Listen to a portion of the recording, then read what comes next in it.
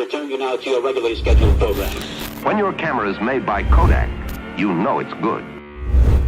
Tonight, I'd like to show you one of the world's great cameras. Tonight, I'd like to show you a new idea in picture taking.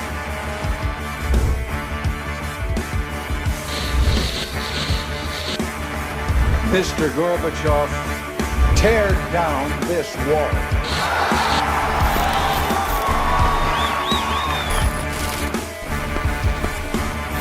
I have a dream that one day this nation will rise up. I see the picture in my mind's eye, and I give it to you as the equivalent of what I saw and felt. We choose to go to the moon.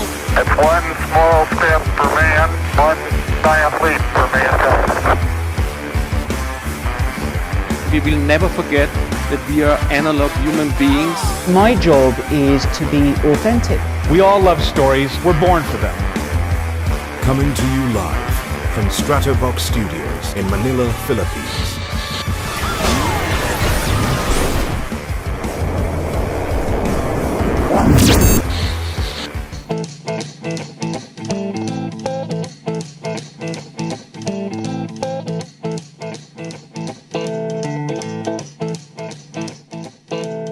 Hey guys, welcome back to Film Factor Podcast. My name is Franz. Tonight, we are back with Born in Film on air. Again, we're live simulcast on Facebook Live, IGTV, and YouTube. So for our friends who are here, happy Sunday.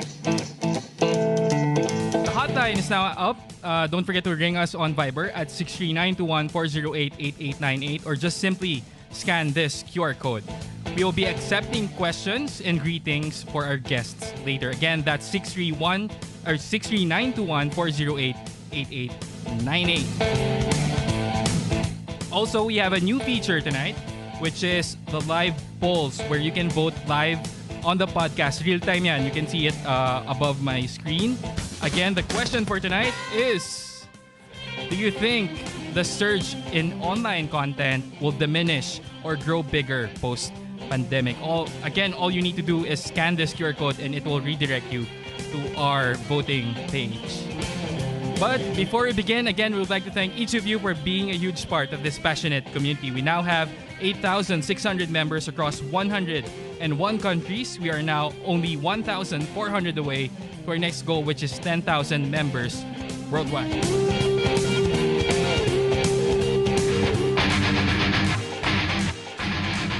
Not too long ago, began a series of live podcasts within Photo Nation. The very first one we aired on April 5, where we talked about the importance of printing with Alvin Lee. From there, we met photographers like Australian marine life photographer Darren Ju from the Tales by Light series on Netflix, and Nikola Kostic, a passionate photographer from Belgrade, Serbia. We jumped from landscape photography with Fitz Bore to the life of expat photographers with Arnold Apostol in Singapore. We also talked about women and the things they go through as photographers with Alex Oncal, a Filipino photojournalist, Inbal Christina, a concept photographer from Israel, and Tran Hong Young, a Vietnamese nude photographer. All of these episodes can be seen on both our YouTube and Facebook page. They're also on Spotify. Just search for Film Factor Podcast. New episodes are updated every Monday afternoon, that's Philippine time, in early morning East Coast and West Coast US time, as well as afternoon European time. If you miss an episode, do check them out later. We have replays every Monday.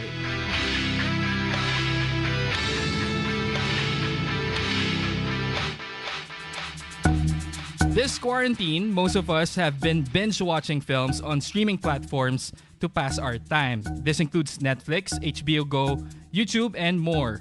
All thanks to the creative filmmakers, it keeps us entertained and sane in times of uncertainty. Tonight, we will be joined by some of the best filmmakers in the country to share inspiration to the young creatives out there. Let's all watch this. Portraits have always been what's interested me.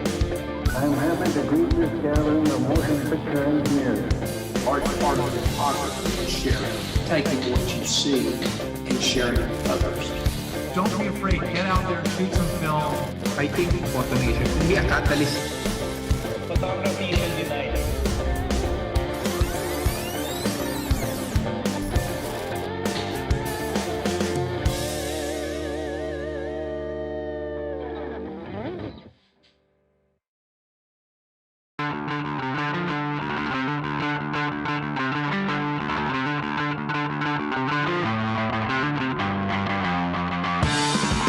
Again, we're a live simulcast on Facebook Live, IGTV, and YouTube. Don't forget to follow the page, join Photonation, and hit subscribe.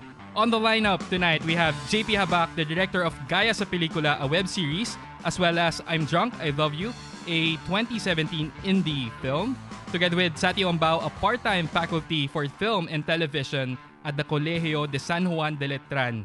She also studied in Film Conservatory at the New York Film Academy. And last but definitely not the least, we have Ryan Audencial, creative director of Cuatro Indios Productions. He also has a YouTube channel where he gives tutorials and advice for aspiring filmmakers. Well, let me get you on screen.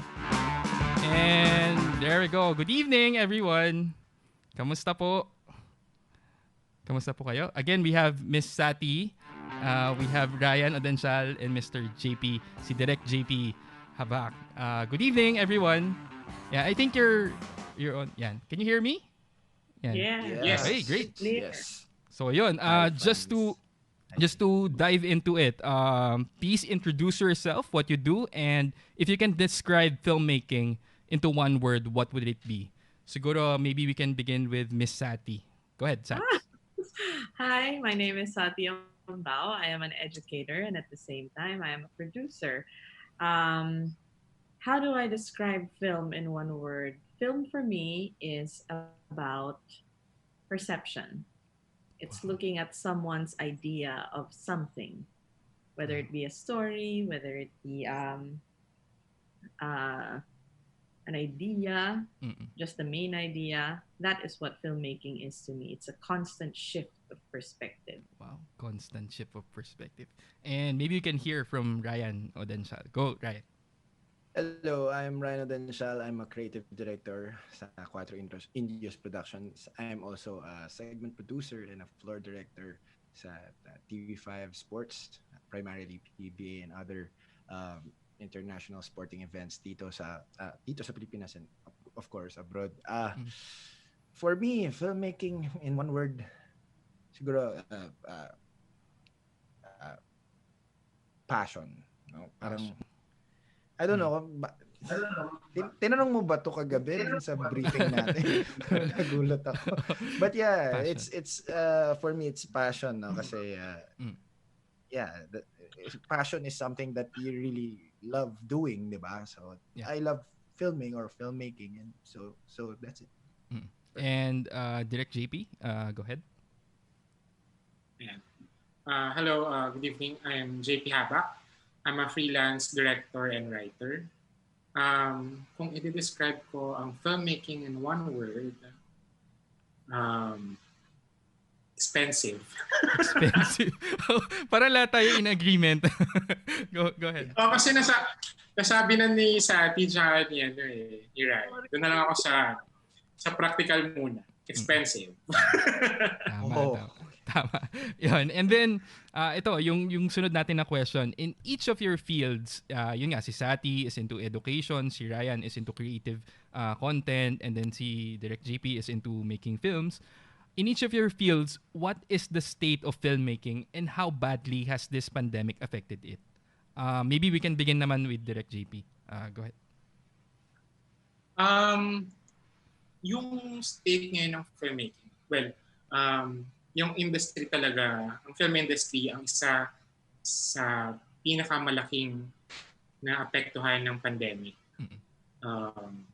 Kasi, di ba, on location na halos lahat ngayon. Kapag nag-shoot ng films or mga TV productions, so yung industry natin, yung pinakamalaking naapektuhan in this pandemic. And slowly, bumabangon yung industry with the help of the Interguild Alliance. So, for the past months, nakabuo yung people from different departments ng may mga guilds ng mga cinematographers, scriptwriters, directors, assistant directors and script supervisors, actors, yan. So nagkaroon ng mga guilds. Tapos itong mga guilds na to, nagkaisa sila to para gawin para mabuo itong Interguild Alliance. So with the help of the Interguild Alliance, sila yung nag-set ng mga safety protocols para safe na. Kasi mahirap kapag, di ba, kailangan priority talaga natin ang safety ng bawat isa on set. Right. Like, actually, dapat matagal na natin tong, dapat matagal ng priority ang safety kahit walang pandemic, kahit walang lockdown. But thankfully, we have these people na nag-initiate to para matulungan yung mga film workers na makabalik on set safely. Ayun, pero yung state natin ngayon kasi wala talaga tayong walang certainty kung ano bang mangyayari sa atin after this. Diba? Hindi natin alam kung babalik pa tayo sa old normal, which I doubt.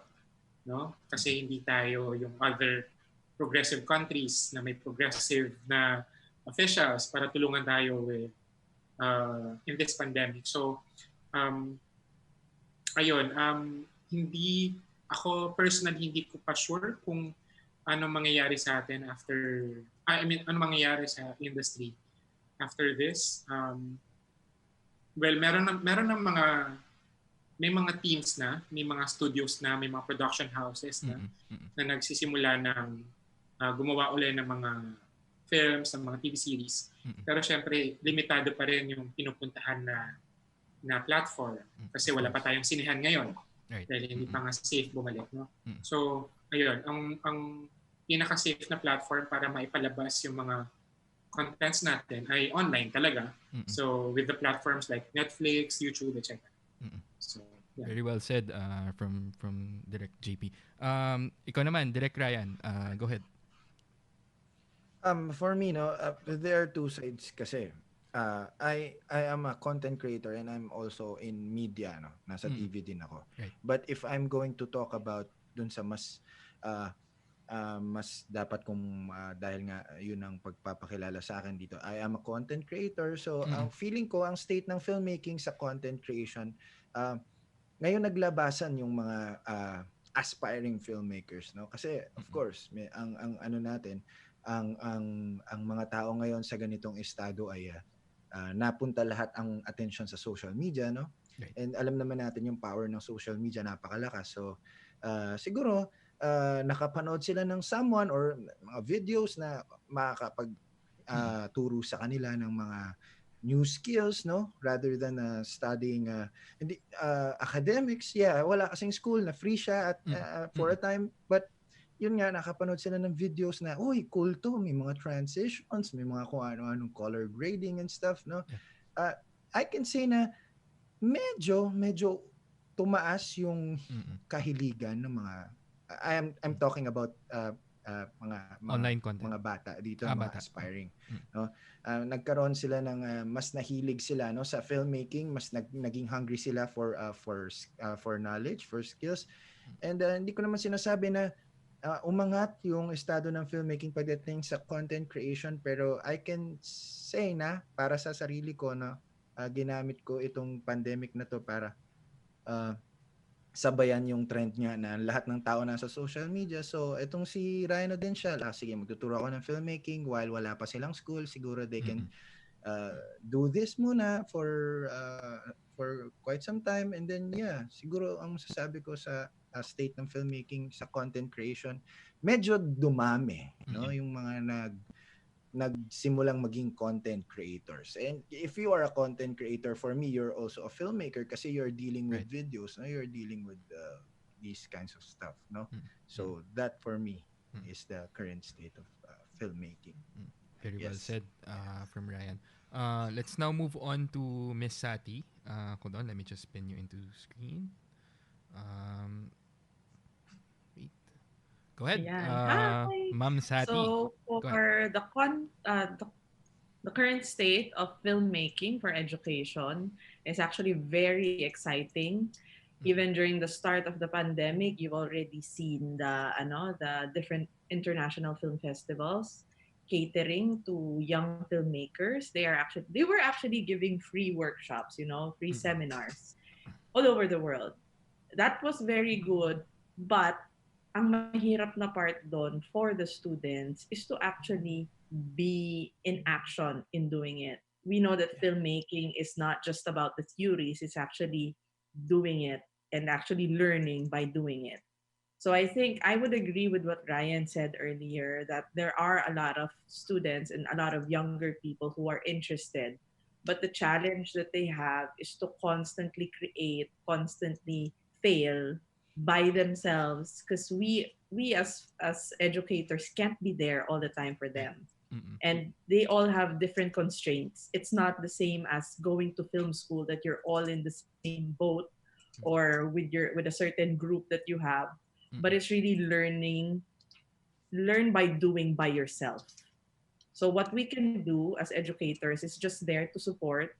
And it's actually nakakatuwa kasi you wouldn't have expected that from the younger generation, especially when they have so many constraints. Most of them haven't left the house since March. Siyempre, hindi rin pinapayagan ng magulang, no?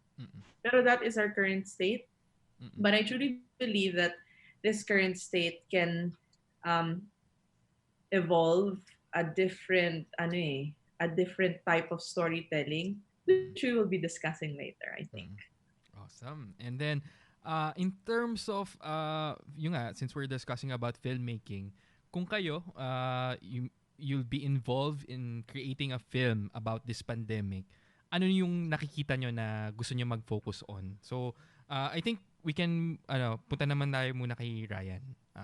Ryan, ikaw, kung if you'll make a movie or film. If makakapag-produce or makakagawa ko ng film about the current state, no? Siguro mag-focus ako dun sa kung paano nagsusurvive yung mga yung mga tao, no, sa natin, sa industriya natin. Siguro mag-focus ako dun sa mga kapwa events videographers ko or mga ganyan.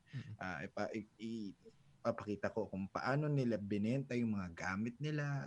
Of course, sisimulan mo sa ganun, no, na yung struggle, pero syempre mas gusto ko i-highlight yung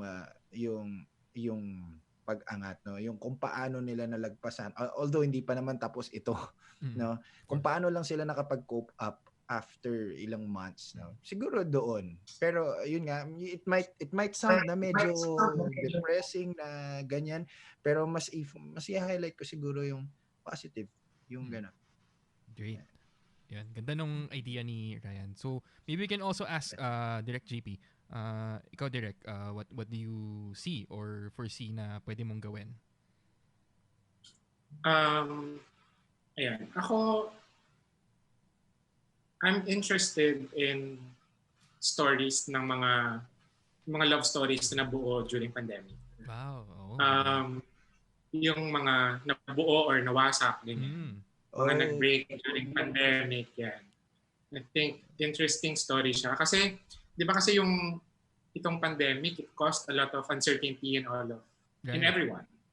So, yung uncertainty ng paligid mo, tapos nakaparallel siya dun sa uncertainty ng relationships sa panahon ng pandemic. I think, yun yung gagawin. Ganda. And nakaka-excite. And Miss Satti, hold on, just pin you into screen. Go ahead. Ikaw naman, what do you siguro what ano yung gusto mong pasukin na project probably about? Gusto kong gawing wait lang. Hello? Ayan. Okay, so kung gagawa ako ng film about this pandemic, I would want to create a documentary. As us being alive right now, being part of this pandemic, we've seen empty streets, we've seen especially the first part of the pandemic, looking at the window, the clouds look different, you know. I would want to create a documentary, not for our generation, but for the future. Kasi we've seen it. But the future ones, hopefully they would never see it that way again. Yun lang. Ganda. Ganda ng idea. And siguro for this segment, our last question is, what are the trends that you see siguro in the evolution of film festivals? Kasi lahat naman tayo we're into watching films. Pero kumbaga yun nga sa atin kasi we have what we call MMFF and Cinemalaya and all the other big festivals that we have. Ano yung nakikita nyo na trends that are coming probably after this pandemic? Maybe we can begin with Miss Satti since you're there. Go ahead. For the local film festivals, especially in the big ones like Metro Manila Film Festivals, Film Festival, ano napapansin ko, there's really a lot of young blood. This has been happening even when JP and I were young, diba? Pero the surge of young blood talaga is like, it's enormous, and especially they're giving opportunities. They made that division for Metro Manila Film Festival. They made that division just for students, wherein students can be a part of it. That's a very good thing. But I think one thing that they have, I understand, like our film festivals are really there to help other people as well. It's not just for the filmmakers, it's also for the communities. Right. But I think one thing that we should also start looking into, because I know for a fact that in other countries, it's already a trend, even with local film festivals, not like as big as our film festivals, that they have been investing on tinkering on new technologies. So I think that's probably one that we should be, start looking into. But I am very hopeful with our film festivals. Medyo shaky siya. Pag minsan may indie, pag minsan wala. Pag minsan, alam mo yun. Pero I'm very hopeful. And whenever there's new blood, young blood, it's always a good thing for me. Right. And since you mentioned si Direct JP, maybe we can hear from Direct JP next. Go Direct, what do you see? Ako, kasi I've been to festivals here and abroad. And yung experience ko with festivals, more than watching films, it's actually meeting new people, meeting fellow filmmakers.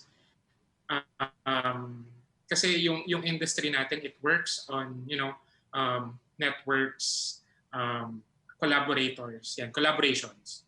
And isa yun for me, isa yun sa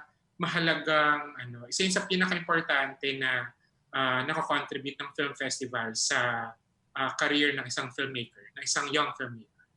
And ang nakikita kong trend with this sa mga festivals natin dito like MMFF and Cinemalaya, kasi itong mga festivals nito, for example, yung Cinemalaya, they already ventured online.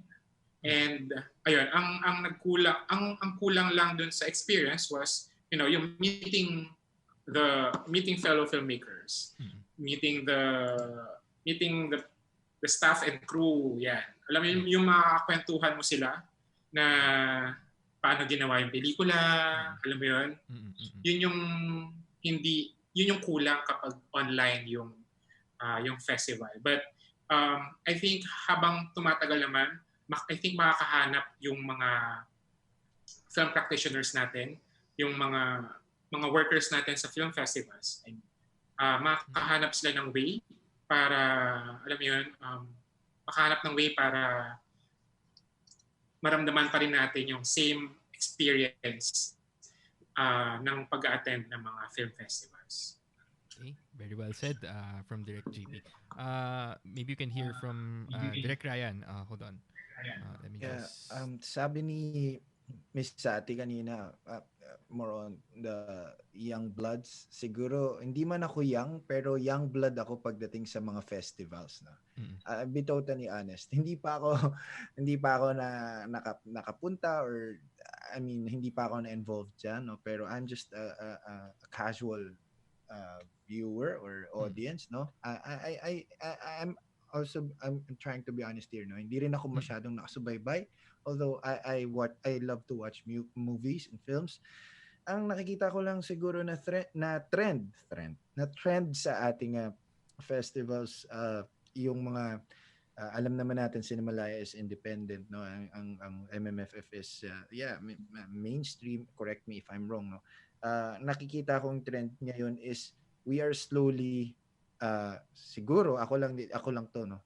we are parang slowly transitioning to be yung mga indie na pupunta na sa MMFF, parang nagmi-mix na sila in a way, no? And I think that's really important, no, para mas ma-appreciate ng mga viewers ng MMFF yung mga nasa Cinemalaya films, and ma-appreciate din lalo ng mga independent film viewers yung mga nasa mainstream movies. Again, there are no hindi ko sila pinagkukumpara, but then yung trend nga na like for example I don't know, no, correct me if I'm wrong, parang itong General Luna parang na-appreciate na ng mga tao lalo, alam mo yun, parang yun yung trend na nakikita ko na nagugustuhan ko din, na parang mas lumalawak na yung pag-intindi natin sa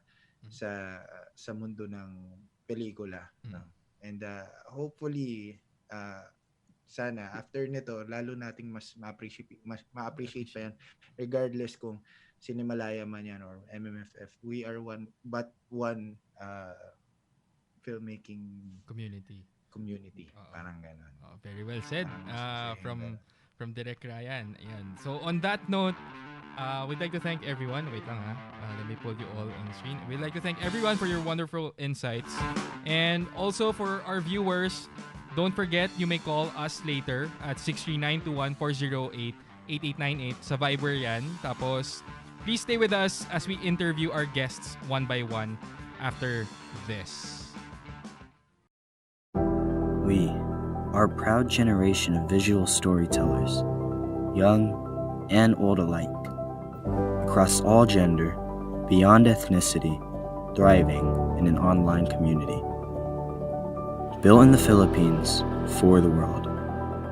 From the streets of Intramuros to the ringing bells of Chalon-sur-Saône, atop the great mountains of the Himalayas to the deeps of the Great Barrier Reef. Across Asia, Europe, Oceania, Africa, and the Americas, we will tell stories. We are Photo Nation, and the passion will live on.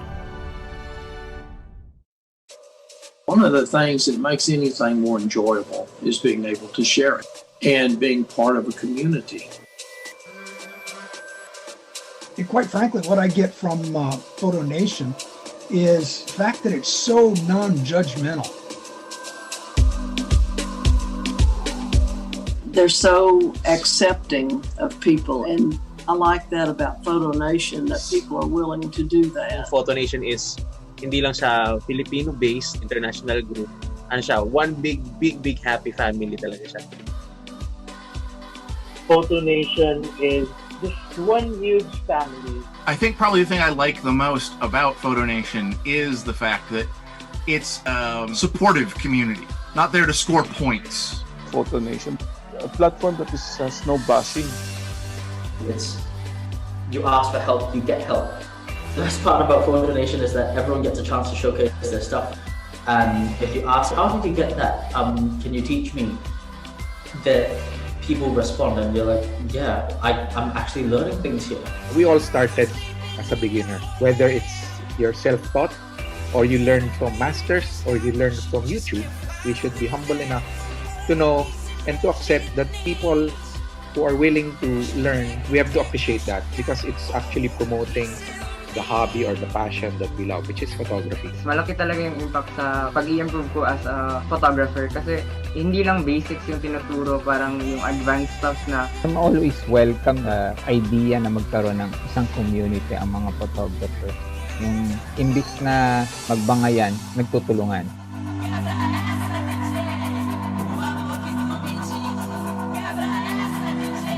It feels really nice to be part of Photo Nation because of how active the group is. A lot of inspiration for me to take in. Hindi ko in-expect na ganito yung welcome ng Photo Nation sa akin. Mapagsama-sama ng Photo Nation ang mga photographer, anuman ang lahi nila. I've met a lot of people from different regions sa country natin. Mas na-widen yung network ko. Masaya kasi nakakapag-share ka ng free. Yun na mas manada oportunidad Kasi chances na mas kita grande di mo thinking about things na noy at na kalya ko nila.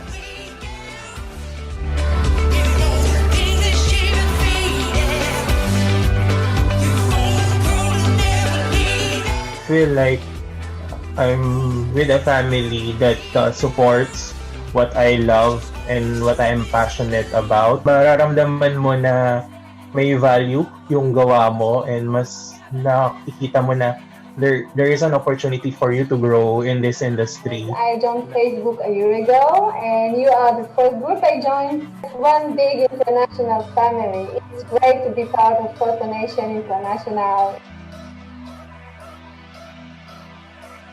Aside from the photography memes, pinakagusto na ako sa Photo Nation is activities like Photographer of the Week and sa mga Theme of the Week. I was really happy to be featured as the Photographer of the Week. It really helps and boosts me. One of the things I like about Photo Nation is the fact that it's not limited by any demographic, by any location, or by year. Tuwang-tuwa ako kasi siyempre first time ko maging part ng isang member na may malaking community. Maganda experience ko. Nakita na ko na daghang mga parehas na kong edad ang misulay og photography diri sa mo as sa Bacolod. Nakatabang siya ka mo-grow ko as a photographer. So, maka-inspire siya sa mga kasama ko na bagungan pa.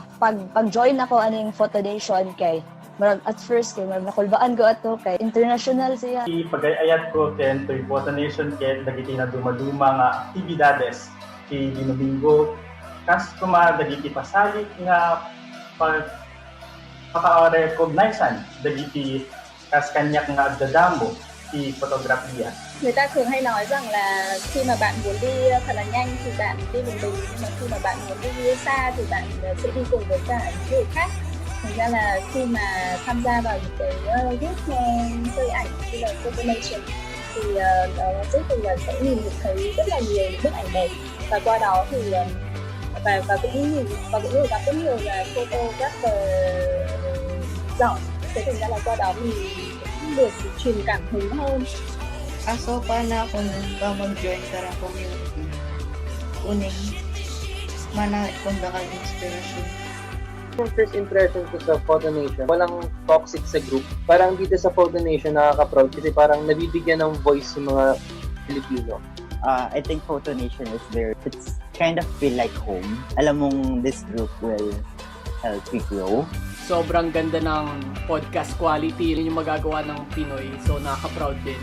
Nagulat din po ako lalo kasi almost around the world kasali po. Parang ang laki pong privilege sa akin na sa Philippines po nag-start tong Photo Nation. Pinoy pride kasi nga 'di ba? Doang yung group is sa Pilipinas. So parang kaya natin makisabay at maliit tayong bansa. I think Photo Nation parang for me yung always active na ako. Swerte gid ko kay naging part ko sa group ni. Hindi gid malimtan ang opportunity kag hindi ko gid pagsayaw. Marami akong natutunan, lalo yung sa masterclass. Photo Nation expanded my global knowledge, especially regarding Filipino photography. The Philippines seems to be pretty excited and actively pursuing the craft. Feeling ko na welcome ka talaga kasi may mga toxic na mga tao. Nakakaugmat na nakaka-inspire sinda ng mga picture ninda na pinatawa, pinapairing sa mga bawat saro. That worldwide photo walk, my gosh, I was surprised that many people showed up and it brought tears to my eyes. It was brilliant. There's so much love. I think that's the best way to say it. There's so much love in this community. The truth is, this is merely a setback. This is merely one huge mountain that we have to traverse.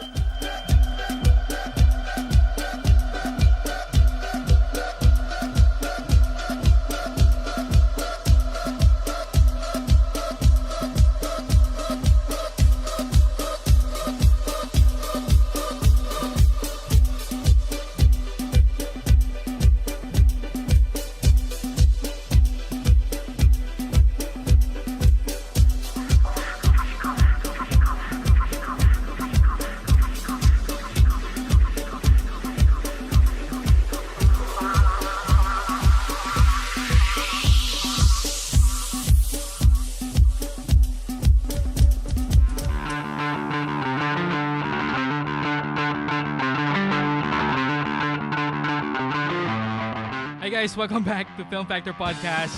So, without further ado, let's meet our first guest. Hold on. Let me just pull this on screen. Let's all meet our first guest, Direct JP Habac.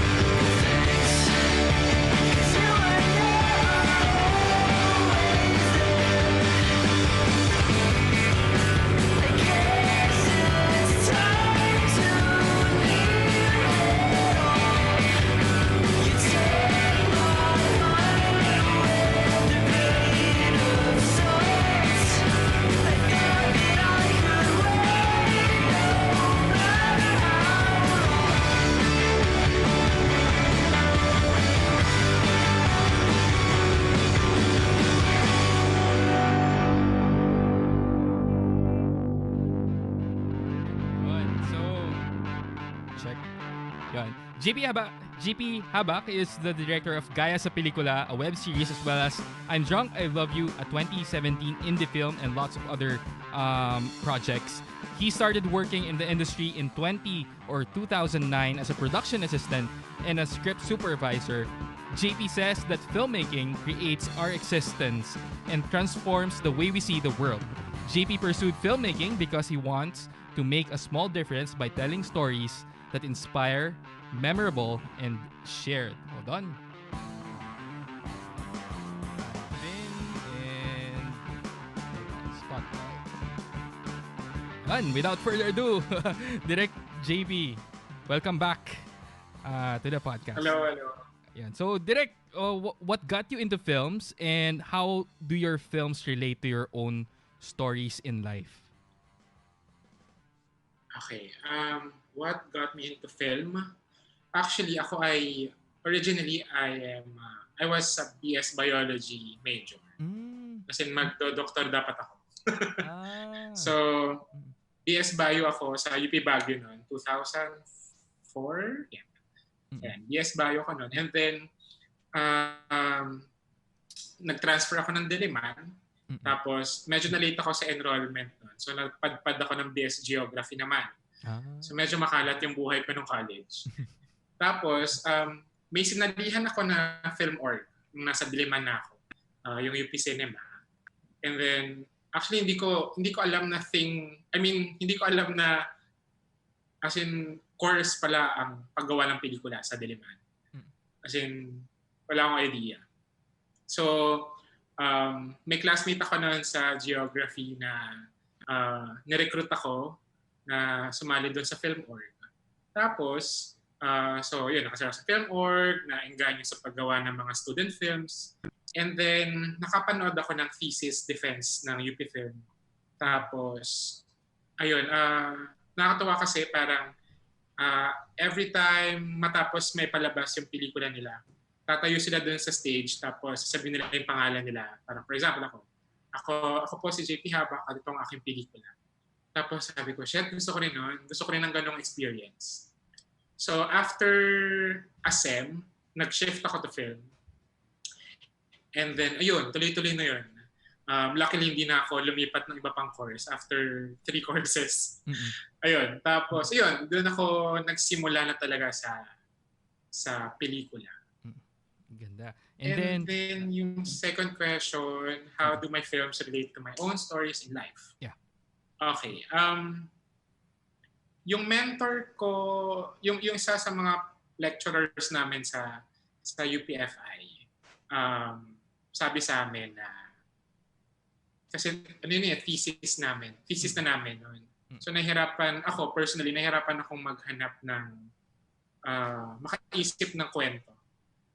So sabi nila sa amin, para hindi ka mahirapang mag-isip ng kwento na gusto mong gawing pelikula, pumanap ka ng kwento na galing sa'yo. As in, huwag ka nang lumayo. Kumuha ka ng kwento na galing sa personal experiences mo. Para kahit pasikot-sikutin mo yan, or tanungin ka ng mga tao, bakit yan ang ginawa mong kwento or pelikula, alam mo kung paano sagutin kasi galing sa'yo siya eh.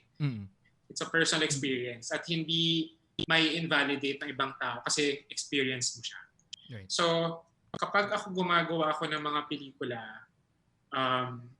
lagi siyang may touch of personal experience. Kasi mas malapit siya sa truth ko. And kapag mas malapit siya sa truth ko, mas authentic yung lumalabas sa screen. So, ayun. Yun, so ganun pala yun. In terms of in terms of visuals, how do you do your work in terms of visuals? And especially nga sa mga films na ginagawa mo, tsaka sa mga commercials, paano ka nagsisimula sa idea? Okay. Lagi akong siguro training na rin sa amin sa academe noon na kailangan ang king lagi ng ang core, yung pinaka-core lagi ng isang pelikula ay yung kwento. So ako parang habang nung nagkatrabaho na ako, nung gumagawa na ako ng pelikula, ng mga TV series, commercials, etc. I always focus on the story. Nilalast ko na yung style, yung visual treatment, ganyan. Kasi na yun madali na yun Right. As long as buo yung story mo at buo yung character mo. So, kapag naging buo na yung characters mo, kompleto na yung journey nila, mabubuo na yung story mo So, doon ako laging nagsisimula. Parang kailangan sarado muna yung script ko bago ako mag-jump to the next step, which is pag-isip ng style and treatment for the film or for any content na ginagawa ko. And then kapag dun sa visuals na, I always focus on the struggles of the character, of the main protagonist. Kasi yung subject, yung style, right. Yung mga negative spaces, mga 180 rule, yung mga ganyan. Yung mga cinematographic styles, ganyan. Nagiging additional factor lang siya kapag buo yung story mo. So, kung meron akong buong character at meron akong magandang visuals to accompany the story at yung struggles ng characters ko, magiging buo yung lalabas on screen. So simula with the story and the character's journey bago ako gumawa ng visual treatment for anything na ginagawa ko. May it be film or TV series, music video, commercials. So ganun pala siya. And in terms of kasi you mentioned earlier na you've been joining festivals, not only here pero sa ibang bansa rin. What makes Filipino movies distinct among the rest, especially when it comes to sa mga festivals na ganyan? Okay. Yung mga stories kasi in general wala nang original I mean, right. Lahat na ata ng iba't ibang lahat na ng stories na gawa na wala nang original na story. Nagkakaiba na lang talaga sa execution and dun sa truth na pinanggagalingan ng pelikula. So, ako personally, I think what makes our films distinct in the international scene ay yung gaano siya ka-immersed dun sa specificities ng culture. I think doon tayo nagiging unique kasi unique ang culture natin mga Pilipino. And sinasabayan pa yun na parang, for example, sina Eric Mati, yan, mga genre filmmakers. Alam mo yun, parang mga Lino Broca, yan.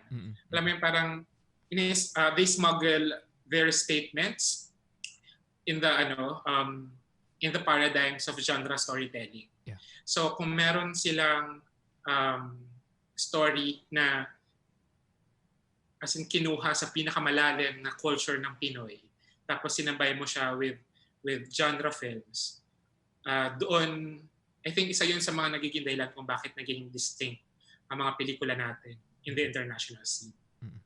Yeah. And speaking of your works, tingnan naman natin yung mga mga movies ni Direk. Hold on. Ay, sorry. Yeah. Again, for those who are watching, you can actually follow si Direk JP on his Instagram. It's at JP Habac on Instagram. And may YouTube din siya. You can check out his YouTube. And then, ito na. Let's go ahead with... ito, medyo sikat na sikat to. Ganda naman gumising araw-araw. Kung ganito yung makikita mo. Diyos ko, Lord.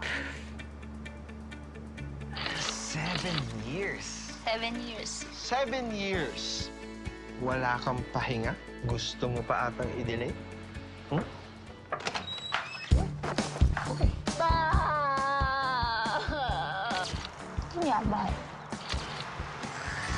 Carson, I love you! Tol, I love you! Bax, okay na nag-I love you na yun eh. Kaso dinugtungan pa ng tol. Ano, loan yun tayo? Ano ang plano mo? Saan? Sa future? Future is unreal. Ultimately, real is the only present moment of physical efficiency. Waka, saan na nga yun? Future girlfriend. Guys, natatay ako. Ikaw na lang yung umaasa kahit yung pag-asa nag-give up na sa'yo. Hello. Hi. Carson. Patty. Patty? Patty. May age. Tayo ng bagnet! Bagnet. Okay lang kung sa iba. Vegan kasi ako eh. Alam yan si ate. Ewan ko dyan. Bigla na lang lumitaw. Guys, nag-back out daw yung isang performer nila. Oh, sakto si Carson, musician/social worker. Uy, ano?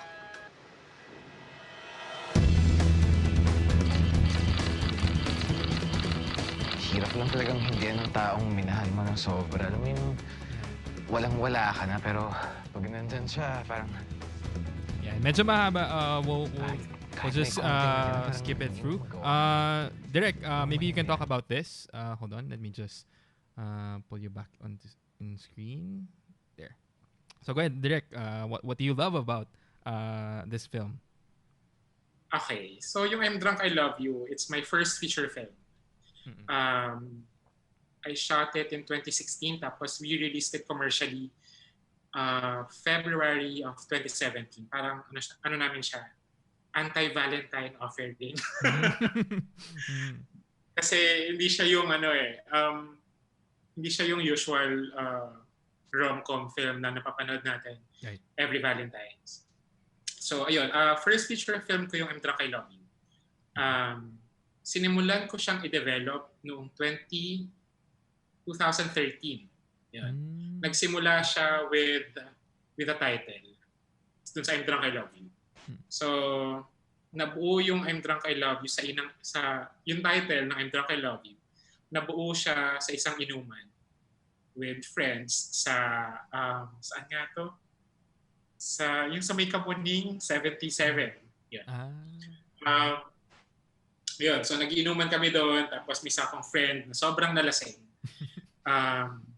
Tapos, as in, buti may wisyo pa ako nun. So, yung isa naming friend, sobra siyang nalasing. Tapos sabi niya, asa na si ganito? Pakisabi sa kanya, I'm drunk but I love you. So, uy, ang gandang title nun Yung pala yun. So, ayun. So, parang hininong ko muna yung title. Tapos nag-isip ako, ano yung magandang story para sumakto dun sa I'm Drunk, I Love You na title. And then, come 2015, so parang ang tagal ko siyang hindi nasulat. And then 2014, yun, a year after, sinimulan ko na siyang isulat based sa mga personal experiences ko at ng best friend namin ni Satti actually. Yes, yeah. Kung nanonood ka ngayon, Shade. So, ayan. Tatawa si Satti. Ano siya, yung original story noon was pinagsamang personal experiences namin. Ako, tsaka ng best friend ko, si Shane. Tapos, maraming rewrites, ganyan. So, 2016. Sorry, nalilito na ako. 2015, 2016 yan. Nakapasok siya as finalist sa Cine Filipino Film Festival. Pero dahil nga yung pelikula ay maraming kanta, ganyan, sabi namin, shit, ayokong i-compromise yung story dahil lang kulang kami sa budget. At kulang kami sa story. Makukulangan na kami sa oras. So we had to pull it out from the festival. And then, doon ko pinitch siya to different production houses. And luckily, TBA Studios was kind enough to produce my first feature film. So, ayun, ginawa ko na yung I'm Drunk, I Love You under TBA Studios. Tapos, with the help of my co-writer, Gaya.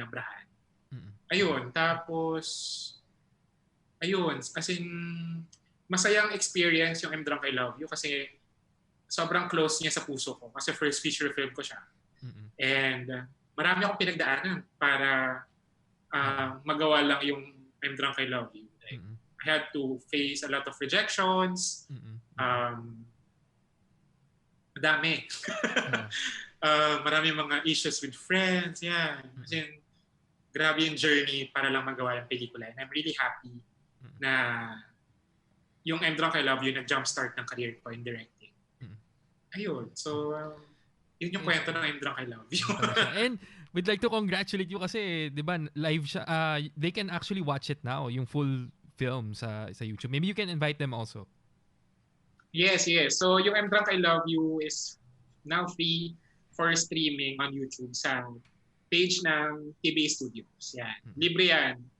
So, pwede kayong masaktan anytime. Para sa mga hindi pa nakakapanood, actually napanood ko na siya dun sa YouTube. Ang ganda. If you have the time. With that, tingnan naman natin yung next. Ito, medyo bago lang to na project ni Direk. Hold on. Sige nga, bakit gusto mo magpelikula?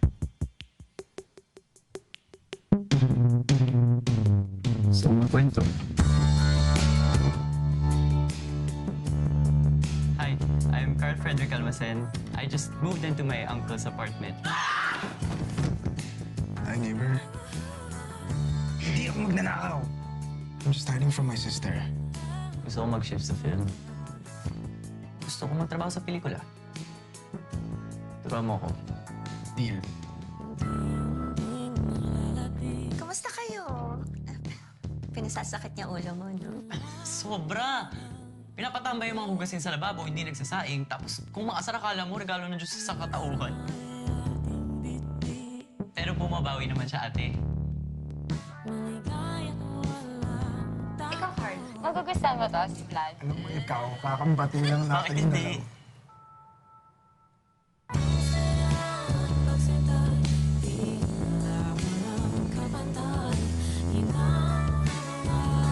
Alam mo yung feeling na hindi ka hindi na sa sarili mong buhay. Yeah. More than you think. Gusto ko masasabi ko sa akin. Simple ito lang yung panakay. Gusto mo ba ako? Hindi ko alam. Hindi ko nga sigurado kung kagaya mo. Hindi ko alam kung ano ako. So I act like I just accused you of a crime. Okay, so Direk, maybe you can talk about your new web series. Hold on, let me just pull you back into screen. And go ahead, Direk. Medyo something new. Go ahead. Yes. So with the trend of BL series ngayon sa Pilipinas coming from Japan, Thailand, yan. Yung Gaya sa Pelikula, siya ay isang web series na produce ng Globe Studios, created by Juan Severo, which is a close friend of mine way back in college. Yan. So, ito yung first project namin together ni Gege, ni Juan Severo. So, yung Gaya sa Pelikula, so yun nga, it's a BL series, pero hindi namin siya actually tinatawag na BL series. I mean, yung team namin. Tinatawag namin siya na rom-com. It's a rom-com series. It's nothing, wala siyang pinagkaiba sa mga rom-com series na napanood natin sa Netflix, yan, sa sinehan. So ang Gaya sa Pelikula ay tungkol siya sa kay Carl at kay Vlad, mga film. Si Carl ay gusto mag-shift sa film with the help na para tutulungan siya ni Vlad na isang film major. So, doon magsimula yung kwento nila with their struggles, with their sexual identity, how they face their families, how they choose to be brave in choosing their career path. Yan. So, yan yung kwento ng Gaya sa Pelikula. Parang tinitreat namin siya ng buong team. Tinitreat namin ang Gaya sa Pelikula na it's a love letter. It's our love letter to the community, to the LGBT community. Kasi sobrang init ngayon ng usapin ng SOGI Equality Bill. And kaya ako naiyak siguro nung Rappler dahil dito. Go ahead. Ayan. So, ayun. Sabi ko nga, it's our love letter to the LGBT community. Kasi ito yung kwento na hindi namin na-feel, hindi namin na-experience nung bata pa kami. Parang somehow it's a way of taking back our story. And also, it's a reminder for the younger queer kids na it's normal to love same gender. It's normal to shout to everyone kung sino yung mahal mo without the fear of prejudice, judgment. Yeah. So, ayun, yun yung Gaya sa Pelikula na mapapanood nyo for free ulit sa YouTube page ng Globe Studios. Yan. Meron na lang kaming one episode actually. Next Friday, 8 p.m. Ayun. So for those who haven't seen it yet, baka you'd like to check that out. And Direk, ito.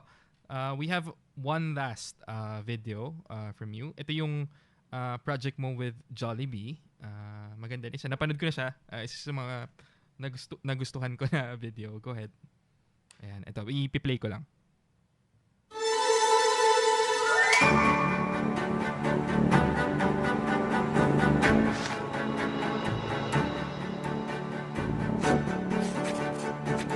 The most special days don't happen by accident. Pinaplano lahat yan. That's what I've learned after 7 years of being a wedding planner. I like it when things are organized, and that's how I like even the weddings I plan. Perfect. That's a signature Ana Lagman wedding. Leave it to me. Beautiful location? Check. Charming decorations? Check. And most importantly, kailangan on time. So, Joel and Tess, everything you wanted is in this. Sorry, Kuya. Late ako. Ikaw na naman! This is Gio Lorenzo.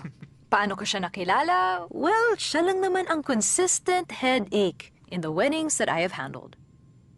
Lahat ng friends niya, kinakasal na. Siya na lang ang hindi. Kaya groomsman ang bayan. Life of the party. Pero sobrang gulo.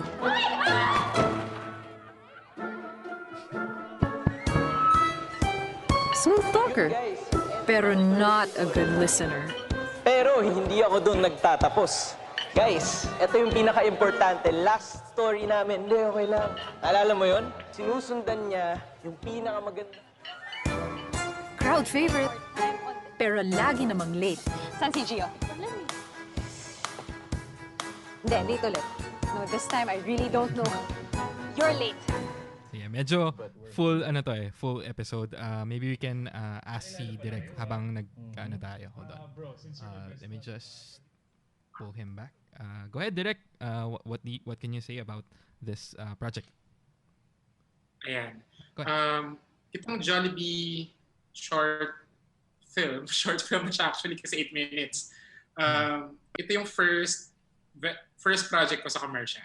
2017, 2018. And I'm happy na maganda yung material na napunta sa akin kasi, well, coming from I'm Drunk, I Love You, I think yun yung napanood nila, kaya nila ako kinuha actually for this project. Dahil kaya gusto nila na ako yung kunin kasi rom-com nga yung material. Yun. So, ito yung first commercial ko. Actually, yung producer nitong ad na to, meron silang, kasi sa mga BL series ngayon, may mga reactors. Kasi marami, community sila of reactors. Kasi gumagawa sila ng mga reaction videos sa YouTube. Tapos, pinapanood lang nila yung mga series. Lahat. And then, yung producer ko dito, si Sid Alcala, meron na rin siyang YouTube video for reaction videos ng mga BL series. So, ayun, nag-full circle. So, yun, ano pa ba? Yung Jollibee commercial. Tapos yung actors namin dyan, si Amanda tsaka si Luis. Si Amanda is sportscaster actually. First time niya ata itong acting gig. Tapos si Luis din, fitness instructor naman I think. Tapos first acting gig niya rin itong sa Jollibee. So pareho silang bago dun sa project. And it was really fun working with, new actors. Kasi doon talaga natetest yung patience. Ano ba? Doon natetest yung galing mo para mapaarte ang isang artista. Right. So, ayun. Jollibee. Ayun, yun. Yun yung Jollibee commercial. Okay. And then, Direk, ito naman. For those who are watching us tonight, para dun sa mga gustong i-jumpstart yung career nila into making films, saan sila dapat magsimula? Okay. Actually, lagi ko itong nakukuhang sa tanong sa Twitter. Yung mga aspiring filmmakers na kung kailangan ba daw nilang mag-enroll sa academe, as in mag-aral, magkaroon ng formal schooling sa filmmaking. Sinasabi ko sa kanila, hindi naman kailangan, lalo na kung wala kang resources. Diba? Kasi tulad ng sabi ko kanina, mahal ang paggawa ng pelikula. Right. At mahal din sorry Satti. mahal mag-aral. Kasi ako noon sa film, nung college, kulang ang 50,000 sa isang major film production. Major student film production. Ano yun? Maliit yun. So, ako ay nag-shift ako nang hindi nalalaman ng mga magulang ko na nag-shift na ako ng film. So, ang ginawa ko noon, nag-work ako sa call center. Para meron akong pangbayad sa mga sa photography class ko, sa film prod, basic film prod class ko, ganyan. As in, hindi alam ng parents ko. So, ayun, I think ako personally, hindi naman kailangan na lalo na kung alam mo yun, wala talagang kakayahan yung family mo para pag-aralin ka ng pelikula.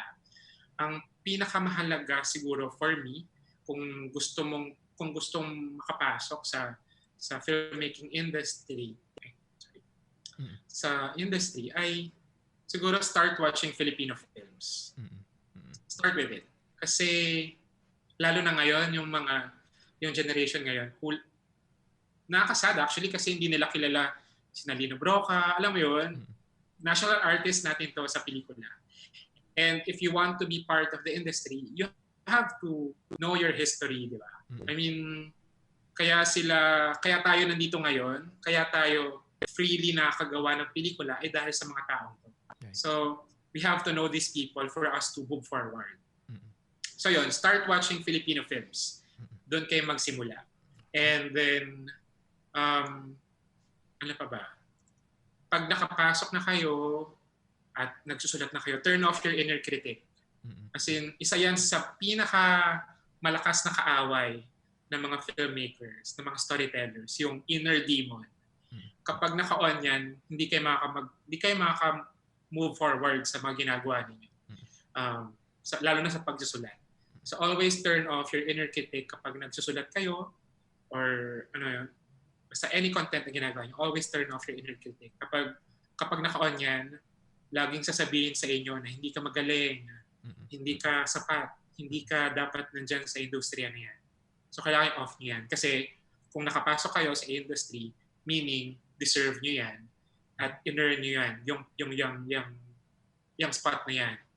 Kasi hindi lahat nabibigyan ng chance na makapasok sa industry. Kasi sobrang competitive ng filmmaking industry.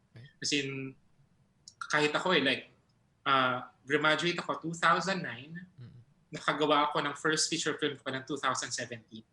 So yung 2009 to 2017 ay pagbibuild lang sa name ko para alam niyo para i-trust ako ng mga producers na uy, magagawa ko yan, promise. So mahirap yung competition. So you have to really focus on your goal. So kapag nakapasok na kayo sa industry, always turn off that inner critic kasi kayo rin yung talo sa dulo. Ayun. Okay. And ito direct, may pumasok na question from one of our viewers, si Sir Ted Claudio, who's watching with us tonight. In every problem, they said there are always opportunities. What opportunities do you think aspiring content creators or filmmakers should tap these days? Ano yung mga, since you mentioned na yung mga tips mo? Sorry, ulitin ko lang yung question. Ang question niya about... May mga problems. Sorry, ulit. Ang question niya, in terms of opportunities daw, ano yung mga opportunities na maaaring itap ng mga aspiring filmmakers? Tulad sa ginawa mo. Go ahead. Okay. Ako, ang ginawa ko noon, nag-start talaga ako sa apprenticeship. Nag-apprentice ako kay Irene Villamor. Assistant director siya ni Joyce Bernal dati, pero director na siya ngayon. Siya yung director ng Sid and Aya, Camp Sawi, yan. Meet Me in St. Gallen. Siya yung director na. So, nag-apprentice ako kay Direk Irene, nung AD pa lang siya ni Direk Joyce. Kasi naisip ko noon, kasi bilang ito yung tinapos ko na course, syempre ito yung magiging bread and butter ko. So parang sabi ko, kailangan ko makapag-isip ng way na nakaka-earn ako ng pera, pambayad at pangkain ng 3 times a day. Tapos, nakakapag-practice din ako. Alam mo yun, na parang kailangan ko ng mentorship kung paano, alam mo yun, para makapag-direct. So, naisip ko, assistant directing yung pinakamalapit dun sa naiisip ko. Kasi yung assistant director, ano siya hand-in-hand nakatrabaho ng director. So somehow para siyang apprenticeship na rin for me. So nag-start ako nag-apprentice ako as assistant director under Direk Irene. Tapos yung first job ko as paid job as assistant director kay Gerald Darog na. So ayun, marami kami projects na pinagsamahan ni Gerald na ako yung assistant director niya. And then yun, yung opportunity kasi ano siya bibihira na makita. Lalo na kung hindi ka naghahanap. Kasi hindi yan lalapit sa'yo. Kailangan mo siyang hanapin. Kailangan mong kapalan yung mukha mo para makakuha ng mga ganitong opportunities. Kasi kung magiging pabebe ka lang, wala. As in, aamagin ka sa bahay. So, kailangan mo talagang kapalan. Ako, kinapalan ko talaga yung mukha ko na anong pwede kong gawin? I think sakit na ng mga millennials no? Satti. Na alam mo yun, parang dahil nga sa sobrang competitive ng environment, ng industriya ng pelikula, kailangan mo talagang isiksik yung sarili mo. Kailangan kanilang makilala para mapagkatiwalaan at mabigyan ng opportunities. Ayun. So ang ginawa ko talaga noon ay kinapalan ko lang talaga yung mukha ko. Oo. Minsan yun na talaga yung lakas ng loob, no? Oo, lakas ng loob, yes. And ito, Direk, may dalawa pa actually na pumasok na question. Wait lang. Ang first question is, sabi si Cindy, ang ating si Madam Cindy, yung tanong niya, napansin namin na naglalagay ka ng mga analog or vintage touch sa mga pelikula mo, lalo na yung sa I'm Drunk, I Love You. Nagpakita ka ng Super 8 na mga camera, mga ganyan. Ano yung inspiration mo dito? Yun yung tanong niya. Yung inspiration, actually, dun sa I'm Drunk, I Love You kasi, since film major si Dio, yung character ni Paula Avellino. Kasi ako noon na-experience ko mag-shoot ng Super 8. And ang ganda talaga na itsura kasi ng Super 8. Oo. So, ayun, sabi ko, kailangan may Super 8 kasi nakaka-film major yon. So wala talagang wala talagang deeper metaphor under that. Pero, yung placement kasi, dun sa I'm Drunk, I Love You, yung placement niya, di ba nasa dulo siya? As in, after the main credits, nandun siya sa dulo. Kasi ito yung mga memories ng friendship ni Dio at ni Carson. So, kaya ko siya nilagay doon kasi parang ipakita na ito yung friendship na na-save ni na Dio at ni Carson kahit nagkaaminan ng feelings, nagkasamaan ng loob. Ito yung friendship na na-save nung dalawa. So, parang it's a reminder for everyone na hindi importante na, alam niyo yun, na kung hindi ka mahal ng best friend mo, okay lang yan. Kasi may kaibigan ka pa rin at the end. So, yun yung, kaya siya, yun yung placement ng memories. Memories siya ng friendship ni Dio at ni Carson. Okay. Yun. And then, tapos, kasi kung napanood din nila yung last episode ng Gaya sa Pelikula, may ganun din na may homage to I'm Drunk, I Love You somehow dun sa kasi mga film majors. Super 8 style nun. Kasi yun naman, parang gusto ko lang ipakita na kasi sa buong series, sa buong Gaya sa Pelikula series, naglalagay ako ng mga film references from famous rom-com films from Star Cinema, yan. So doon parang pinapakita ko lang na mag-e-exist ang mga ganitong klaseng homosexual stories kahit na, mag-e-exist yung mga stories ng ni na Carl at ni Vlad kahit ilagay mo siya sa mundo ni na Katniel, ni na JD, ni na Marvin Jolina. So, ayun, para siyang homage to the romantic comedy films of our country. Yan. Okay. So, and last na lang, direct from Jovan Aquino, ang tanong niya, how gender-fluid films like Gaya sa Pelikula change the perspective of netizens?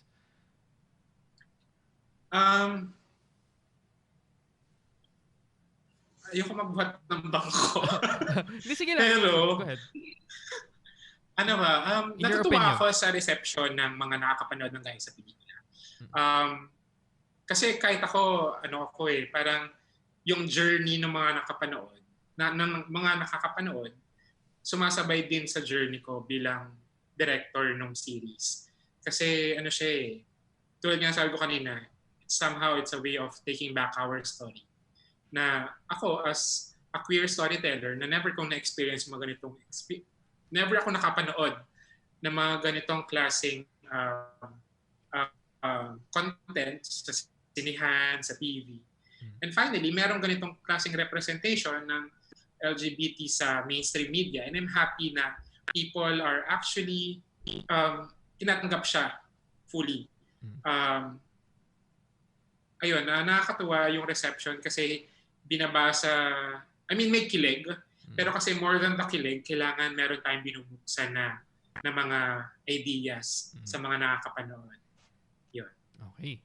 And then last question, Direk, can you share your top 3 tips for aspiring filmmakers that they should be aware of sa pagsali nila dito sa industriya na to? Bukod dun sa nabanggit mo kanina. Ano ba? Una, I think be open to conversations and be open to criticisms. Yan. As in, importante na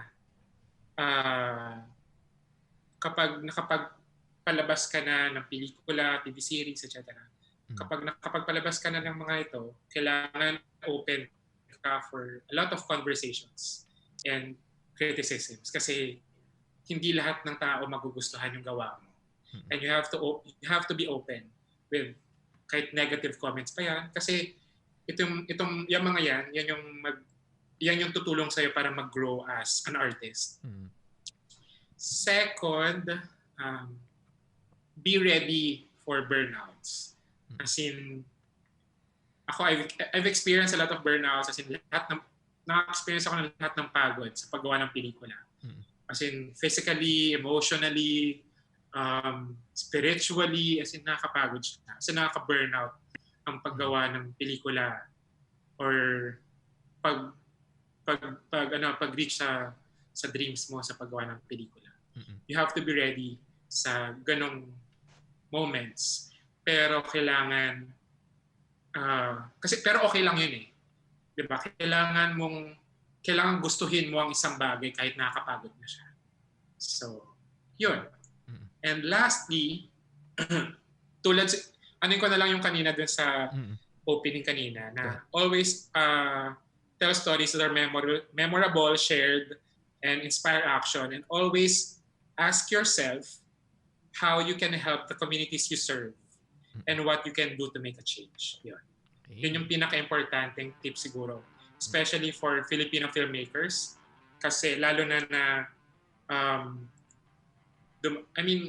for the next generation of filmmakers, kailangan lagi tayong grounded sa kung anong kailangan ng community na sinuserve natin. Para yun yung gagawin natin pelikula para sa kanila. Yeah. Very well said from Direct JP Habac. And thank you, Direct, for sharing your time with us tonight. Please stay. Meron pa tayong closing for later. And on that note, next up we have Miss Satti Ombao. Hold on, let me just keep her on screen.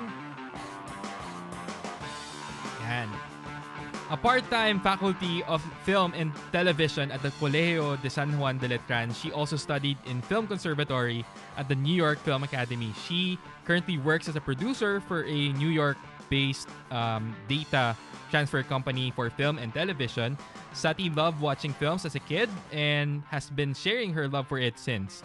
She values meeting people who have the same perception for films. As an educator, she savors on the peculiar perspectives of students. She says that the love for the arts and sciences in general made her pursue film. In its core are stories that are innate to any man and pushes humanity forward with the message or messages it delivers. Wow, ganda naman ng sinulat ni Miss Satti.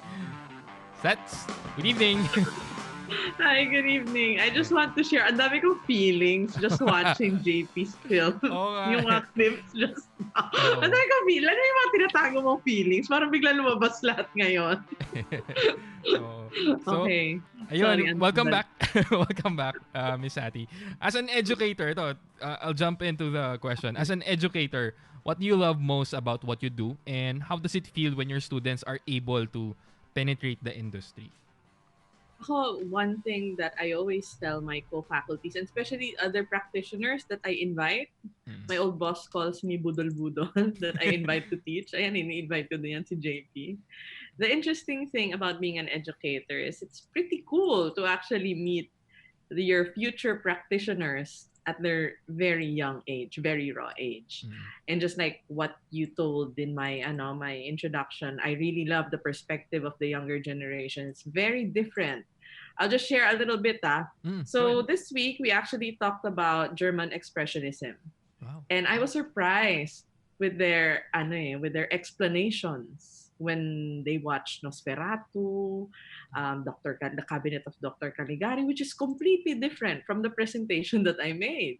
No, so students, especially the younger generations, they will never cease to surprise you. That's one thing. That's why I'm still teaching. And when it comes to the achievements of my students, to be honest, my students are fairly young. I also just started teaching 3 years ago when I came home here. But all I can say is it's a feeling of fulfillment. And I'm very thankful that I've been a part of it, even if it's just a small portion of the achievements and the achievements that they'll gain in the future. You know, I believe that in every generation pushes the arts forward. And with that, I'm just glad to be a tiny bit part of it. That's it. Wow. Ganda. And, Sagot ka, no? oo. na ano ko eh. Na ano ko. And, yun, Miss Satti, how do you see the craft evolve, especially in the way films are made? Especially when you see it sa generation today. With the generation today, I think the themes, we will never get lost with the themes. Mula sa mga, like from our great-grandparents to us, like look at JP's film that, we saw a little bit earlier. Themes come across generations. But what is happening right now is the actual principles of storytelling. It's drastically shifting with technology, especially with it's I think the biggest factor why it's changing is the audience's behavior. There are actual studies that our attention span is shorter, so that would be more challenging for us who does traditional films.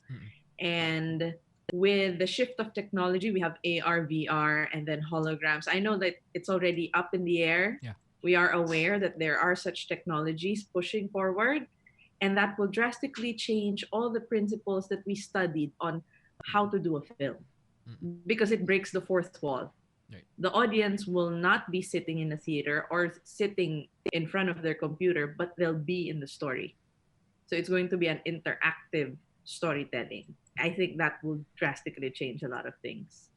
And this has already been a discussion outside of our country, because what they're saying is it's breaking all the things that we studied for the past 100 years about film, right, which is quite scary but quite exciting as well.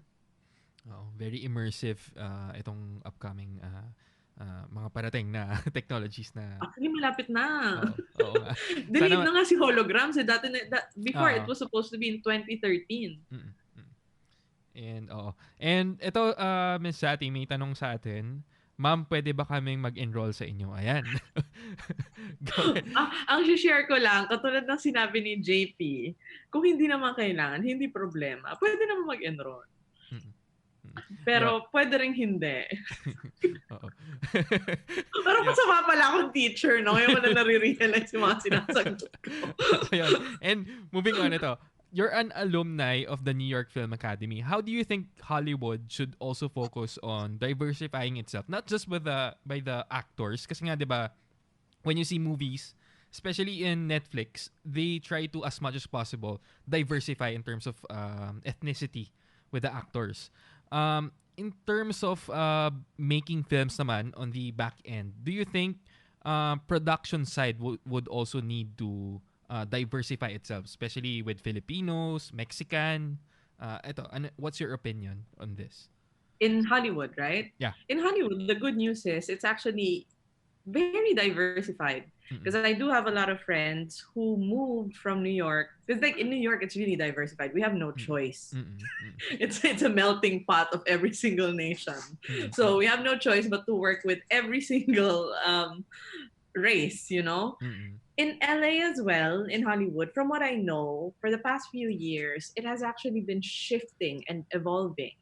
And I know for a fact, I have a lot of friends from different nations who have immersed in Hollywood productions. So diversity behind the set is not a problem, but it's always going to be a question of who is above the line versus below the line. Now you're above the line. This is a term that we use. This is actually the line in the budget. Is the line in above the line and below the line. So technically, above the line is the creation and ownership of the project. So that's your producer, your director, your writer, your even your actors actually. But I think that's the biggest question. Your above the line doesn't have much diversity because when you say Hollywood, you're talking about studio films. Yeah. So studio films are of course owned by studios. Diba? That's it. Pero below the line, there is no question. There's a good mix there. And one thing that I do know, and go America, because Biden won today. Sorry for being political. But one thing that I believe in the American nation is among the other countries, they are the most embracing when it comes to different races.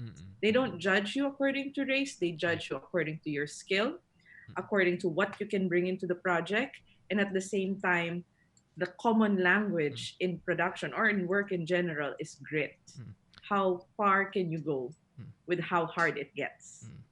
And just to jump into what you said, di ba nga, since Parasite actually won, di ba? So, it's a great opportunity for different nations, especially here in Asia. And ito, in terms of ano naman, Miss Satti, in terms of experimental executions sa mga pelikula, most of what we see today are inspired, yung nga na-mention ni Direct JP earlier, most of what we see today are inspired by the classics. Kung baga karamihan dito, nagawa na. And they just get reinvented. How do you see it, or how do you see creativity play with the generation today, with your students? Actually, very interesting with the younger generation. Since they're still very young, all their explorations and creativity is very raw. So there is no right and wrong. Well, this is the part, this is the time that's how I see it in them. There is no right and wrong. They are still copying the classics, but what's interesting is the treatment that they do, especially now. And I think Ryan can relate to this as well. Yeah. The content creators. I have so many students doing their micro shorts at home, not even just because of my subject, but because they want to. You'll be surprised with the amount of creativity, how they shift characters from an inanimate object to something. Wow. Medyo weird siya, pero for me, it works. And of course, I don't tell them that it's like brilliant, no? I just let them play. Ayan, baka nanonood yung mga estudyante ni Miss Satti. Ay, hindi ko sinabi sa kanila kasi natatago ako sa kanila. Okay.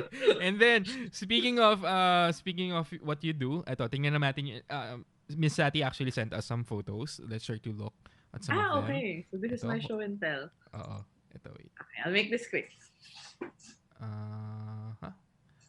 For those who are watching tonight, don't forget to follow Miss Satti. Her Instagram is @SattiO. Oh, parang ano lang. And then her Facebook is facebook.com/Satti Ombao. There. And go ahead. Okay, so this is a photo of Cortlandt Alley, the most famous alley in New York City. This is a crew for a Chinese TV show that we did in 2016. As you can see, this is what a film production looks like. It's messy, it's full of people, and there is no social distancing. So right now, this type of photo is kind of rare.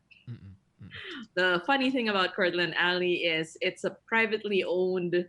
The two buildings between Cortlandt Alley are privately owned. So expect angry residents when they get so pissed off because this is the most busy alley in the entire New York City where everybody shoots. Angry residents sometimes do throw trash on their window while we're doing a take. So there. So if you're visiting New York City, take a look at Cortlandt Alley, Chinatown. Next. And then next, ito, ang Okay, masarap na. so this one is an example of production outside that we did. The one on the left is our crafty truck. Ito yung mga, these are the things, these are the little perks that we have. You know, like working in film and TV production is not an easy task. When I started off, I was an AD, so expect to have 12 hours on set, 2 hours pre-start of the day, and 2 hours after wrap. So these are our little perks. We have the crafty truck. We are spoiled by production with food. I know for a fact that this is a common denominator with every single country. On the right side are permits that we have. This is me as a location manager, wherein you have to post on each location your schedule for filming because you would need to have that spot reserved. So this is a permit approved by the Mayor's Office for Film and TV. And this is for the TV show The Negotiator for Hunan TV. Wow. Sarap naman ng production food. And Hindi next, siya go ahead. masarap. Mahirap siya kasi kami nagtitape niyan Okay. kami din mag-aalis. Okay. Tapos may mga weirdos pa na tatawag sa'yo. Okay. On the left side is a British independent feature film.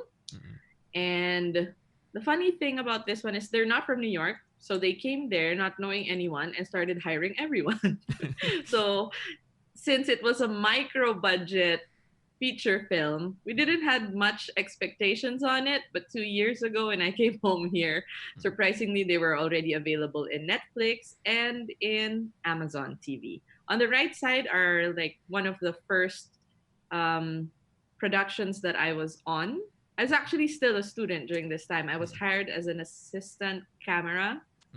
I was a focus puller. So this was one of the first few times that I handled the Red Dragon. The Red Dragon during that time was the newest Red camera. And my job is to actually keep focus. And this was a short film that won in Turkey. But I put it there because I had the fondest memory meeting new friends that became lifelong friends. Ang ganda ng tawa yung smile ni Satti dito eh. Kasi bigat ng camera eh. Oo nga. Binuhat kaya ako nagbuo niyan eh. Okay. And next. Go ahead. Ayan. This one naman, the photo on the left is me, my director, and our DP. It was a very low budget.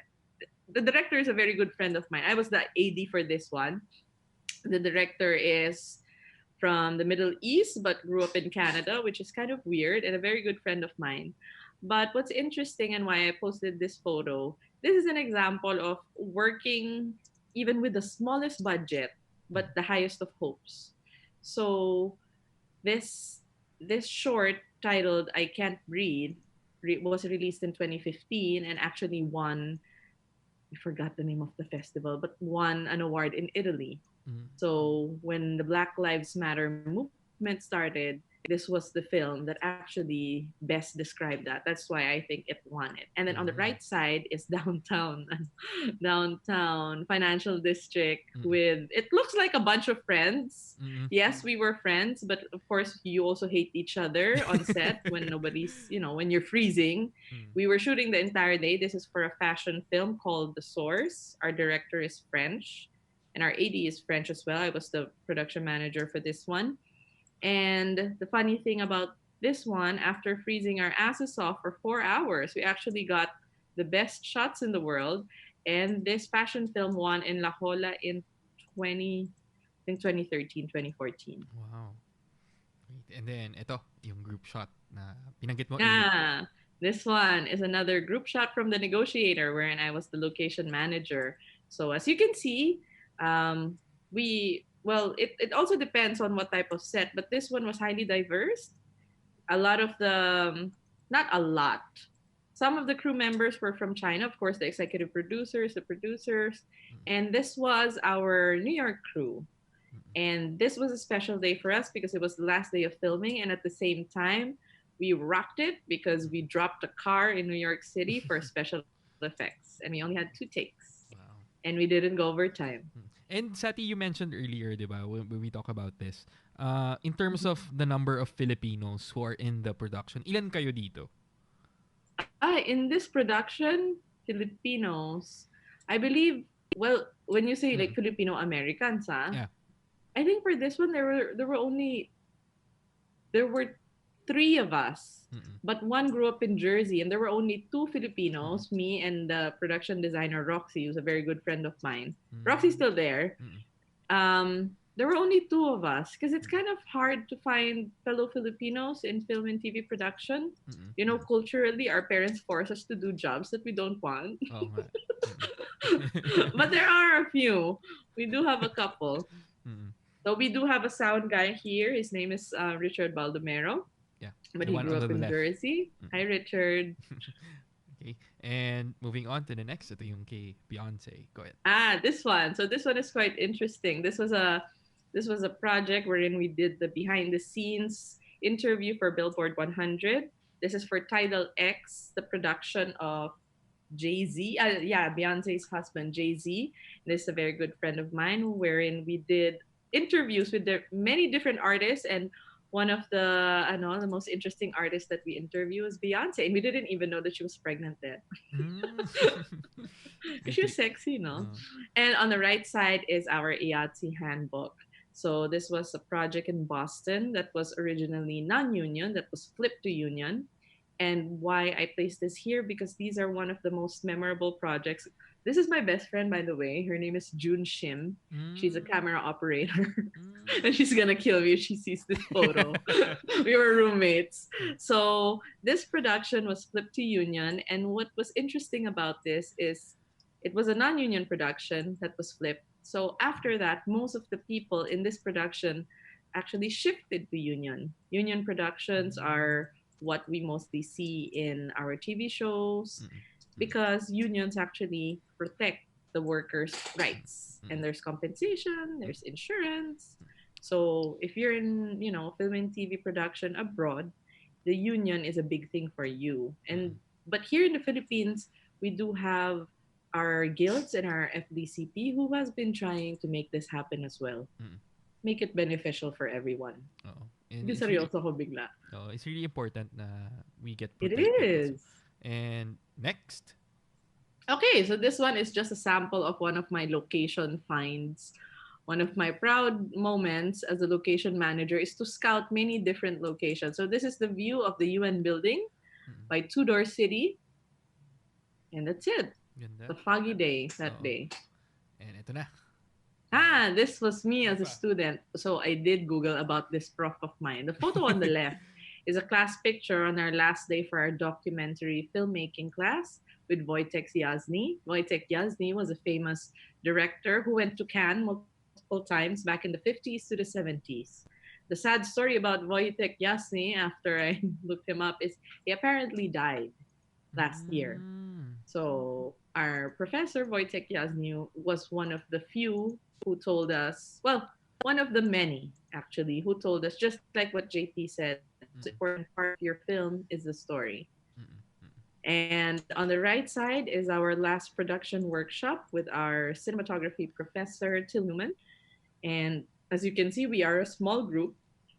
It was challenging because we were technically doing roundies on what position you have. So that time I was the producer / AD. And these are my classmates from different nations. There. And then, ito na. And of course, I wouldn't have been an educator if it weren't for these people, no? So on the left are my students for the first ever cinema nights in Letran that I was the professor. And on the right are my broadcasting students who are very gritty. And this is a very, very memorable moment for us in Letran, as this is Grandes Figuras, one of the quadricentennial events of the Colegio, wherein our students were the all-over production for it. And with that, I thank you for sharing my photos and my experience. Ito ba? Yeah. Ay, meron ba? Okay, so I wouldn't have been a teacher, no? For every teacher, this is a proud moment to see your students graduate. So on the left are my 5 presidents from 4 different programs. We have journalism, communication, broadcasting, and advertising. 5 female presidents, and they graduated last year. And on the right are my broadcasting students na pinagpapawisan na sa toga nila. How does it feel, Satti, to see your students graduate? As a teacher, kasi most of the viewers are not teachers. So maybe you can share your perspective as a teacher. For me, it's always a mixed feeling because you know that as a teacher, you're only a part of their lives for a very small time. But you would have to, for you to be able to teach properly, there's just like in acting, directing, there's an act-react. You can't really give any direction if there's no moment before. The moment before is when you get to know them. Right. So when they actually graduate, it's saying goodbye with them in the classroom. So it's a mix of emotions because, you know, you're happy for them, they're leveling up. But at the same time, you're sad because, you know, you're not going to see them the same way again. Oo nga. Medyo Makabagbag damdamin. And lastly, Miss Satti, can you share your top 3 tips for aspiring filmmakers to keep in mind about when conveying their message, especially about the different levels of film literacy? Kasi syempre, hindi naman lahat ng tao are that literate when it comes to film. Go ahead. So my top 3 tips are actually a tuhog, no? So whether you're studying film or not studying film, basta you're a living, breathing human being, you should be able to understand this. So first is, the language of film is not just visual. That's the mistake that everybody makes. The most important thing about film is the feeling. What does the audience feel after they've seen it, they've heard it? It's the experience. So focus on the experience of the audience. Second, know your message. It should have a form, yes. It should have a treatment.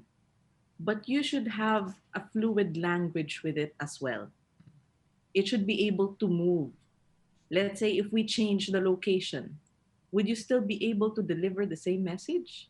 If we change the actors, would you still be able to deliver the same message? These are elements in the story that can move your story forward. But the most important is how much do you know of your message? So that's my second one. The last and the most important part for me is, this is not about you. Remember what JP was talking about, your inner demons. Yeah. When you're making a film, you're delivering a message from you. But once it's out, it's not about you anymore.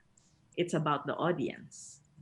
And what's important is, do you feel for your audience? And at the end of the day, what action are you actually expecting from them?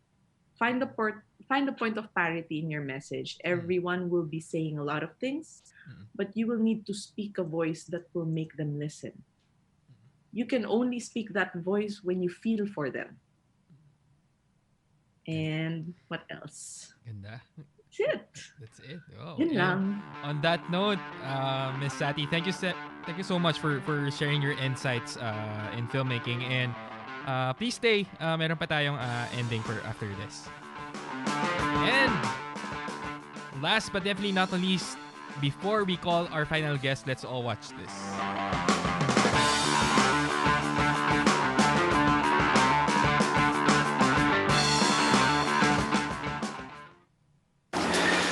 Mission accomplished. Kita nyo naman, no? Sobrang gulo. Ha?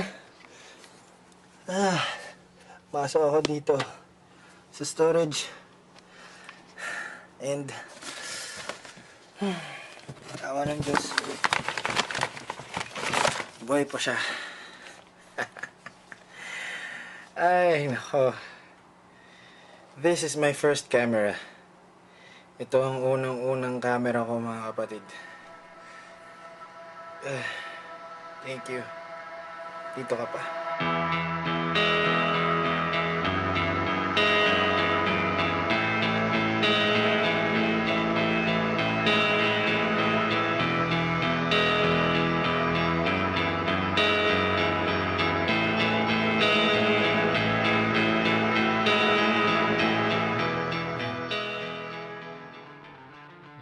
When you talk about passion, isa lang yung tao na naiisip ko na into the same passion na, especially kung ako sa photography, ito yung nakikita ko na talagang into the passion of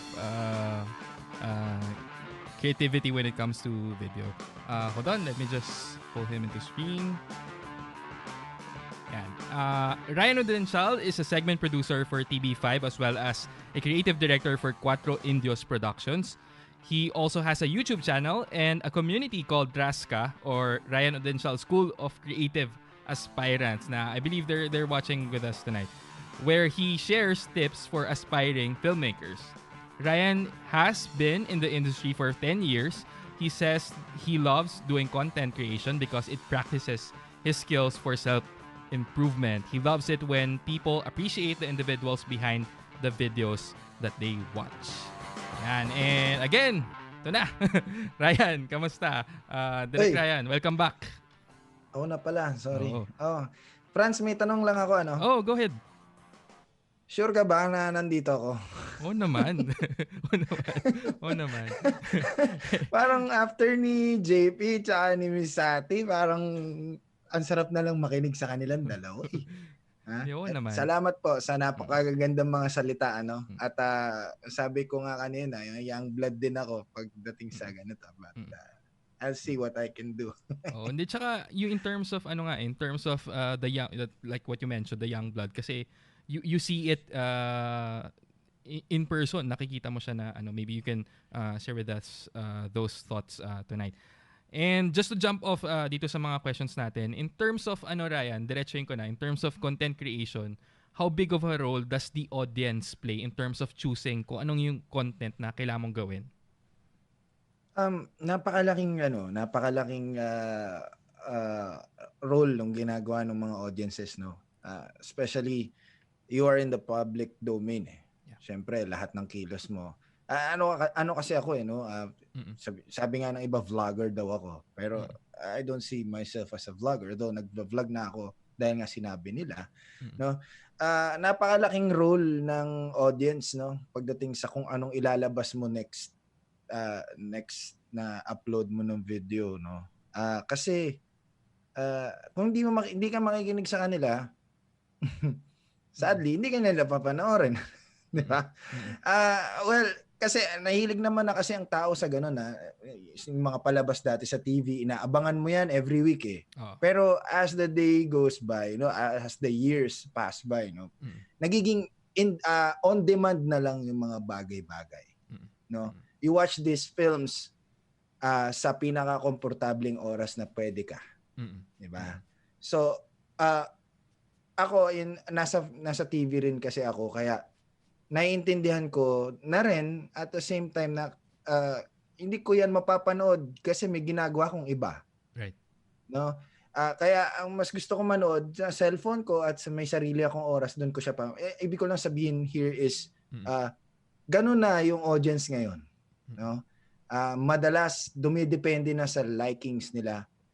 Well, ganun naman na dati. But it's really important for you to listen to them. Right. Kasi they are half of the reason why you're there.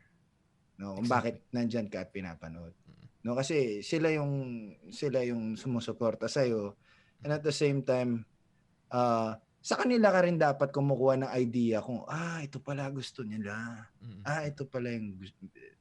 Yan. Like ako nagbabanda din ako. Hindi ako bibigyan ng tip ng customer ng bar kung hindi ko i-accept yung request nila na sinulat nila sa tissue. Tama ba ako? So parang sa content creation, napakahalaga din na nakikinig ka sa kanila. Kasi it's their part, no, na it's their way of helping you din to grow. Kasi napakahalaga nung voice ng mga audience mo when it comes to your next content. So ayun, ang laki ng role nila no pagdating sa ganun. Very well said. And ito nag-comment si Direct JP, sabi niya young blood din daw siya. Oy, naman Direct. Oo naman. Lahat tayo dito young bloods. Tapos ito si Sir Ted Claudio, nanonood siya ngayon, very modest daw. Ay Sir Ted, hello po, magandang gabi po sa inyo. Raskans, magandang gabi po. Yung mga Raskans po ay mga kung may Sharonians, may Vilmanians, may Raskans din po. No? Baka hindi lang niyo po alam. Yan po. Hello po mga Raska. Viva la Raska. And ito Ray, the second question, the rise of social media, especially in content creation, ito nga yung pinag-usapan natin, for video, has been seen as a new market for emerging artists. At the same time, ito rin kasi yung nakikita nila na, kumbaga ngayon kasi nagiging parang way of revenue rin siya para sa mga tao ngayon, lalo na naka-lockdown. Right. And habang lumalaki yung market, yung content will have to depend on the type of work and style no ginagawa ng creator. Can you share some ideas on how to get more people to probably watch your content? Ideas on how to get more people to watch your content? Siguro sabay ka sa trend, no? Kasi as for me, no, though hindi ako nag-aral ng filmmaking talaga sa isang eskwelahan, no? Although I'm a mass communication major in broadcast graduate. Yeah, may mga tinuro sa akin pagdating sa tayo magka-classmate tayo, no ba? Tinuro sa atin paano humawak ng camera, 'di ba? Pero most of the skills I have right now is galing sa experience, and napakalaking part din ng YouTube, no? I can say na I am one of the students of YouTube University, kumbaga, no? Parang ganun.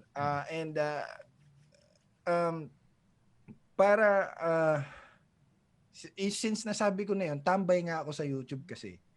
So I know the trends pagdating sa filmmaking, and ito nga mga aspiring filmmakers ngayon, syempre mas kakapit sila sa mas cool, mas trend. I'm not saying na hindi po cool ang mga narrative films or kung ano pong mga pelikula na nasa ating mga sinihan ngayon, ano. Pero since ito po ang uso ngayon sa ating social media, no, yung mga kung ano-anong transitions, fancy kung ano-anong color grading na hindi mo na maintindihan. Well, I'm not saying na mali yun or masama yun. It's part of creativity. So yeah, siguro ayun lang, no, pinahaba ko lang para medyo konting more relevant ako dito sa show mo ngayong gabi.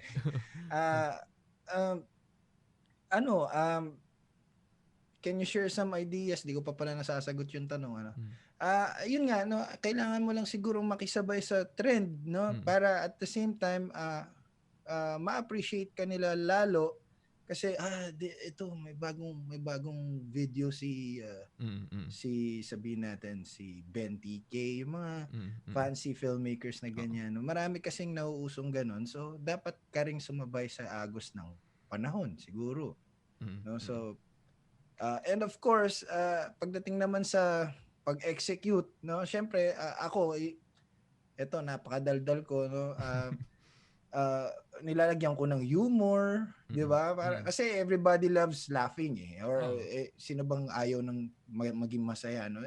I keep my videos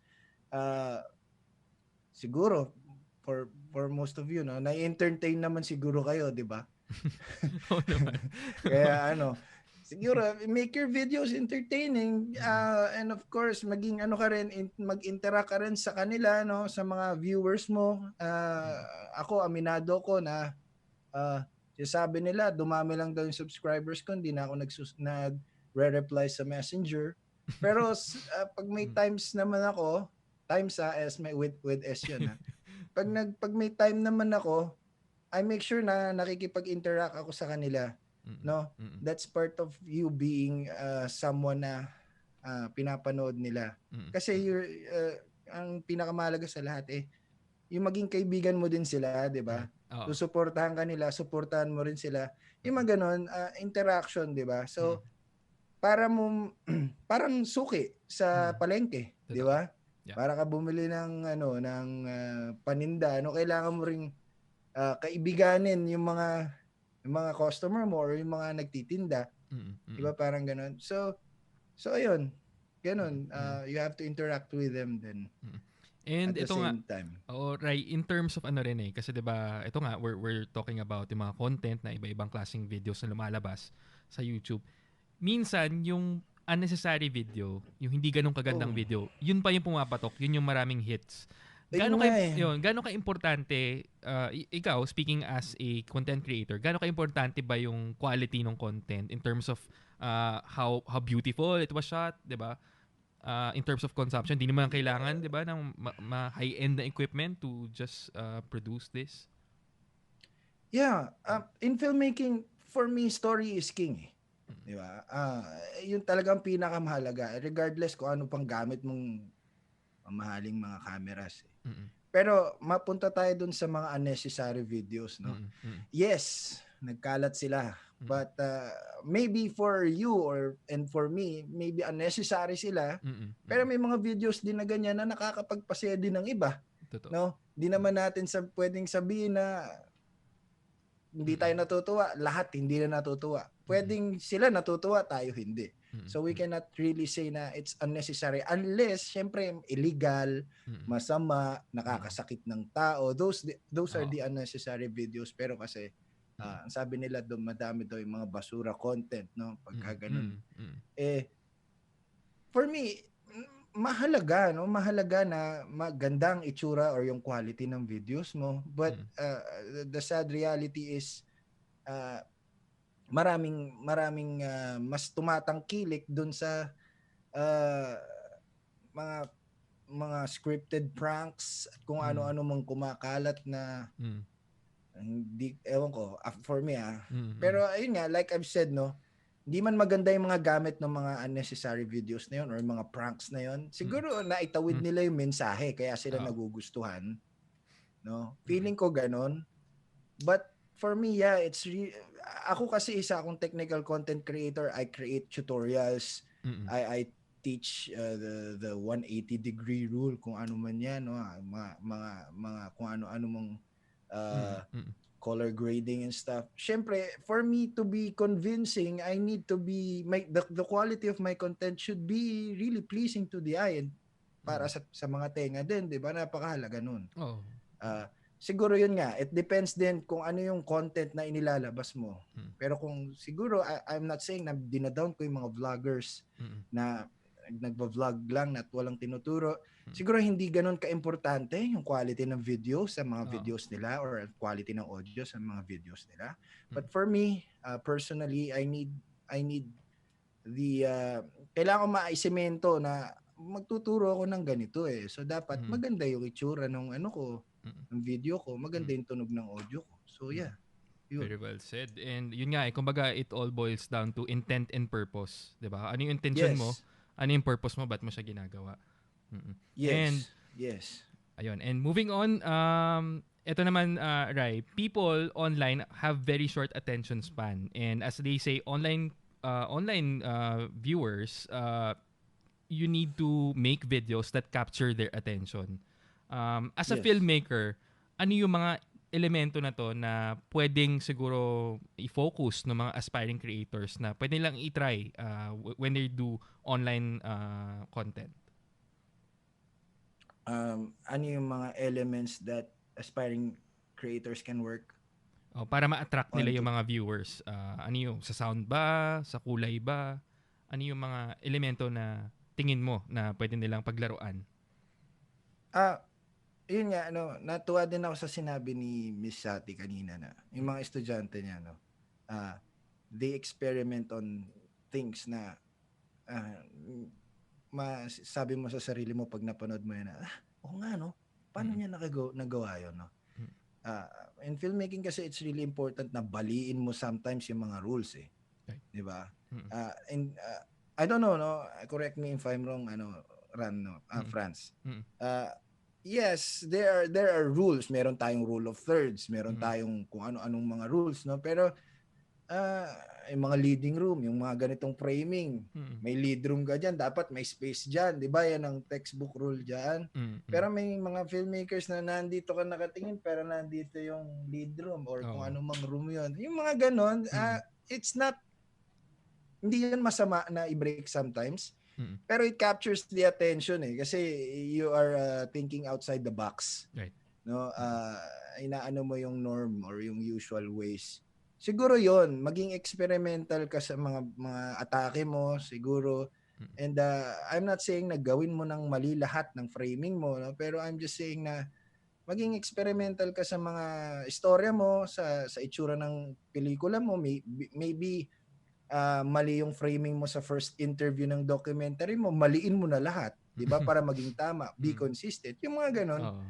Parang ewan ko, feeling ko it's sabi rin naman ni Direct JP kanina, no, lahat ng story ay nagawa na, no, nakadepende na lang sa kung paano mo babaliin o yung what if mo, yung pinaka execution mo. No, right, sana nasagot ko yung tanong. Ang dami mo nang sinabi. Ganda ng mga sinabi ni Ryan. Very insightful. Pero yeah, yun nga, be experimental, no? Pag-experimentohan nyo yung mga bagay-bagay like the audio, no? Wag kang mag-focus lang sa background music, maybe play with your sound design, yung mga ganon. Yun, napakalaking effect din nun sa utak ng tao kasi just to capture their attention more. No? Right. And yung pagdating naman sa content creation na sobrang hahaba, I am guilty of that, no? Lalo na pag vlogs yung nilalabas ko, mahaba talaga. Why? Kasi bakit ka manonood ng vlogs kung wala kang oras? 'Di ba? Manonood ka ng vlogs, ihigaan mo yan, uupuan mo yan pag may oras ka. So that's why yung mga vlogs ko mahaba. Pero if you are doing technical content like you are teaching something, no, make it as short as possible. Kasi yun nga, attention span ng tao, parang nagiging bata tayo lahat eh. 'Di ba mga bata, mas mababa ang attention, mas maiksi ang attention na span nila. Parang gano'n na rin kasi ang audience ngayon, no? Ayaw na nila na mahaba. I don't have all day. Si Captain America lang naman ang kayang gawin yan buong araw eh. 'Di ba? I can do this all day. Yun ang lagi sinasabi niya. Sorry sa joke na yun. Pinilit lang pero yeah, yun, make the edit as short as possible siguro just to keep them glued, no? Okay, sige, 3 minutes lang to. 5 minutes lang to. Okay, sige, magkakape lang ako. Tapos kung magkape, okay na. Yun. Parang ganun lang. And speaking of ito, yung mga content na nagawa ni Ryan, and again, if you're watching this, don't forget to follow him. Ito yung Instagram niya, at Ryan Audencial on Instagram. Sa YouTube niya, youtube.com/Ryan Audencial, and facebook.com/Ryan Audencial Films. So yan, wag niyong kalimutan. And ito, Ray, let's go to your first video. Madalas kong sabihin na wala sa gamit yan, nasa gumagamit yan. Oo nga, lagi mo ang sinasabi yan. Huwag mong lasunin yung mga utak nila. Tahimik ka muna, kausap ko sila, oh. Wala sa gamit yan, nasa gumagamit yan. Yes, it's true. Pero di ba minsan sumasagi pa rin sa isip mo na... Minsan nasa gamit din yan. Well, ang totoo niyan, para sa akin, depende yan sa sitwasyon. Nadali mo. If beginner ka or aspiring filmmaker ka, dyan nag-a-apply, yung wala sa gamit yan, nasa gumagamit yan. Kasi you have to make the most out of the gears na meron ka. Learn the basics and you should be fine. If pro ka naman at kumikita ka na, syempre, kailangan mo ng magagandang gamit para mas ma-improve mo pa yung maganda mo ng output. Dahil pro ka na, you are dealing with clients. Ngayon, hindi lang Facebook friends mo at sa social media ang mga viewers mo. Ngayon, kliyente na rin ang kausap mo. Sila, nanonood na rin sila sa'yo. Pero yun nga, bago ka maging pro, you have to master the basics first. Ngayon, kung napanood mo na yung aking filmmaking basic series at kung feeling mo may mga natutunan ka na out of those videos... Wala akong natutunan. Siguro it's time for you to step up a little bit and learn the advanced filmmaking stuff. Welcome to Advanced Filmmaking Part 1. Ang bagal mo kasi magsalita. Huwag kang Let's roll the intro. Para mo ang pro. You gotta be shit. Ayan. So, on that note, so balik natin si Direk Ryan. So, Ray, eto, what can you say about... Naiiya na nga ako sa iisang ako lang. Tapos pinakita mo pa, dalawa kami. Pero thank you, salamat. Sige, go ahead. Ano masasabi mo dito sa mga ginagawa mo na videos in terms of... Hindi ko nga alam bakit ginawa ko yung mga yan eh. Actually, malikot lang talaga ang utak ko. No? Again, siguro everyone can agree with me, no, na kapag nasa ganito kang industriya, yung utak mo ay magpahinga. Ganun kasi talaga. Yeah, I thought magiging masaya siya pag ginawa ko yan. So, ako, naging masaya naman ako and at the same time naasiwa ko sa sarili ko. But yan, dyan sa video na yan, nagturo ako ng picture profiles, no, ng camera ko, which is yung Sony A7 III. Sorry, Miss Satti, wala akong Red Dragon. But Sony A7 III po ang camera ko. And yan, that is a technical content or technical video. Nagturo ako ng picture profiles dyan, log, and kung ano-ano pang mga picture profiles. And I really love doing those kind of stuff, no? Yung may natututunan sila. And as much as possible, pag gumagawa ko ng content, it may be an inspiring video, maybe wala akong tinurong video pero na-inspire kita sana, or makapagturo man lang ako kahit konting tips man lang, no? Kasi if you are doing content creation, it's your opportunity to tell a story, and might as well tulungan mo na rin yung makakanood, di ba? So ayun. Yan. Ganda. And then let's move on to the next video. Ito kasi si Ryan, hindi lang siya yun nga, like what he mentioned, na nagkatrabaho siya sa TV5 and he works with the sports. So in terms of ito yung na-experience sa mga nasa industriya ngayon. Okay, it's my second day pupuntang Reliance. Today is Tuesday, October 13. And yeah, what a great day. Maganda yung panahon. Let's go do this. I hope my audio is better because right now I'm using the lavalier microphone of the Saramonic QW Mic 9. Hopefully hindi rin umulan buong araw, no? Kasi it's been days, no, weeks actually na nag-uulan non-stop. Well, hindi naman non-stop na. But napaka-hassle lang para sa mga nagmumotor, no? At sa mga nagko-commute. And dating ko, I'll be doing 2 games today. Sobrang traffic. Singit-singit muna tayo. Sa mga gustong malaman kung nakakasingit ba itong Vulcan S650, yes, nakakasingit po ito. Pero syempre, limited pa rin naman talaga. No? Lakasan lang ng loob. Skip natin sa... Now, I just wanna comment on those people. Ito, Ray. Yan. Dito sa... Halftime ko lang ginawa. Hindi naman talaga. Hindi niya. Sa mga TV5 Reliance yan. Medyo inaan ko lang yan para yan. Sige Ray, kwento mo na lang. Yan, dyan sa part na yan, pinapakita ko yung floor directing basics, no? I'm also a floor director kasi sa PBA. So sa part na to, pinapakita ko, pinupunit ko yung mga papel just for makasave ako ng papel sa environment natin at gamitin ko siyang cue cards, no? Diyan ko sinusulat yung mga cue cards ng mga anchors and analysts, no? Diyan ko sinusulat. Of course, hangga't sa maaari, tinuturuan ko rin ng mga kabataan na mag-save ng papers, kahit paano, mga ganon. And tinuturo ko kung ano yung sinusulat ko sa cue cards, kung anong command, anong ginagawa ng floor directors, no? At kung ano yung parte ng TV, no, ng isang sports coverage like the PBA. Tinuturo ko kung sino yan nandiyan. Meron tayong director, meron tayong game producer, meron tayong floor directors, meron tayong mga cameraman, technical directors, and yan tinuturo ko diyan. And diyan sa video na yan ay tinakal ko din yung tinatawag nilang pandemic rates, no? Pagdating dito sa ating sa panahon ngayon, dahil yung ating mga creative friends, no, nagsasuffer sila, and medyo mainit na. And si Nick Earnshaw, I believe ito. Nakasama yan ni Miss Satti sa Letran. Nagturo din yan si Sir Nick Earnshaw sa Letran noon. Yan po ang isa sa mga mentors ko, no? Ayan, yan yung buhay ko sa TV5 Reliance bilang isang floor director. But sometimes nagdidirect din tayo ng mga documentaries, official cameraman tayo ng Gilas Pilipinas pag Gilas season, no? Mga ganon. And yan, bali buong video pinakita ko lang yung day in a life ng isang Ryan Audencial bilang isang media practitioner. Yan na karamihan para naman din ma-familiarize yung mga bata, no? Right. Lalo na kakaunti lang talaga yung mga ganito na napapanood natin sa YouTube na yung talagang i-walk through ka sa ito yung buhay ng nasa TV. Ng prod crew. Parang ganyan.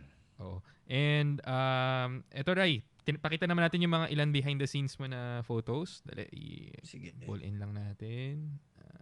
May damit naman ako dyan. Ayan. Ito, go ahead. Ayan, yung nasa left photo ay isa akong director din ng mga Ironman triathlon dito sa Pilipinas na it's to those who don't know what a triathlon is, it's a sporting event, no? May 3 sport diyan, swim, bike, run. Sa Cuatro Indios po ang kasama ko diyan, ako po ang creative director, and at the same time I directed that whole sports documentary. yung hazards na nakasakay ka sa motor while you are holding your camera is really an exhilarating feeling, no? It's really not safe, but I enjoy it a lot. And lalong-lalo na pag napanood mo na yung output. Yung picture naman dyan sa kanan, medyo charing-charing lang yan. Nag-posing lang ako dyan. Sabi ko sa cameraman kong isa, picturean mo ako dito para kunwari nag-handheld ako. Pero yeah, kidding aside, no? It's really fun doing that. Yung nasa kaliwa naman na picture na yan, no? Kuha yan sa isang monitor, Atomos Ninja Inferno, kung ano-ano mang yata, no? Shoot yan ng PSL or ng Philippine Super League volleyball dito sa Pilipinas. Kami ang gumagawa rin ng mga TV ads nila ng PSL or ng volleyballs natin dito sa Pilipinas. And umaura lang ako dyan para medyo konting astigin. And yung picture naman dyan sa kanan, ayan po ang ID ko.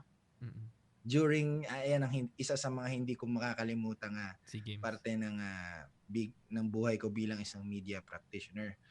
ID ko po yan sa nakatatapos lang na Southeast Asian Games. Ako po ang head of broadcast sa Subic Cluster. Lahat ng sports sa Subic noon, I believe 30 plus na sports yata ang ginanap dyan. Ako po ang nag-spearhead niyan together with Cuatro Indios, of course, and 30 plus din na tao, cameraman, producers, and writers. No, ayan ang isa sa mga highlight ng 20 years of existence ko. Yan, isa po tayong 20 years of existence ba? Tama ba tayo? Tama ba ako doon? Sorry, masyado kong pinabata. Ayan, ID ko po yan doon. So, yan. Yan ang sobrang proud ako dyan. And lastly, ito, mga aura. Ang nasa kaliwang picture na yan ay aura na naman, no? But that, I believe, kinunan yan sa Clark racing track, no? While covering the Vios Cup or the Vios Cup yan 2019, no? I was not the director pero nag-assistant director ako dyan for the whole documentary. And kung makikita nyo, papansin nyo, mahilig ako sa mga light cameras. Maliban sa wala akong pambili ng mabibigat na cameras, dahil nga sports coverage ang tinitira namin, mas madaling kapitan yan dahil nga mobile ka lagi. Yung nasa kanan naman, that's a photo inside the MOA Arena. And hindi yan stolen shot, no? Ano yan, planted yan. Umaura din ako dyan, no? Yung camera ko nilagay ko lang sa Pixie tripod na maliit. And tinimer ko lang and tumingin lang ako sa malayo. But yeah, that's part also of my career, no? Isa rin akong floor director sa mga live coverages dito sa Pilipinas. Yeah. And lastly siguro, Ray, can you share your top 3 tips para sa mga aspiring content creators? Top 3 tips, aspiring content creators. Maybe yung top 1 ko is, first tip ko is, make sure you are okay, no? Physically, mentally, emotionally. Kasi ayaw mo naman gumawa ng content na masama ang puso mo o nag-break kayo ng partner mo or kung ano man. Make sure okay ka. You are well rested, may inspiration ka sa puso mo, sa utak mo, no?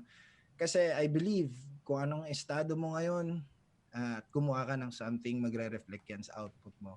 So I suggest you are okay. 'Di ba? 'Yun ang pinakamahalaga. Ang hirap naman magtrabaho kung may dinadala kang problema. Well, sometimes di natin mapipigilan sa ngalan ng pagmamahal sa passion natin na kahit may dinadala tayo, magtatrabaho pa rin tayo dahil may deadlines, but as much as possible make yourself okay, no? Kahit papaano. Ang second tip ko is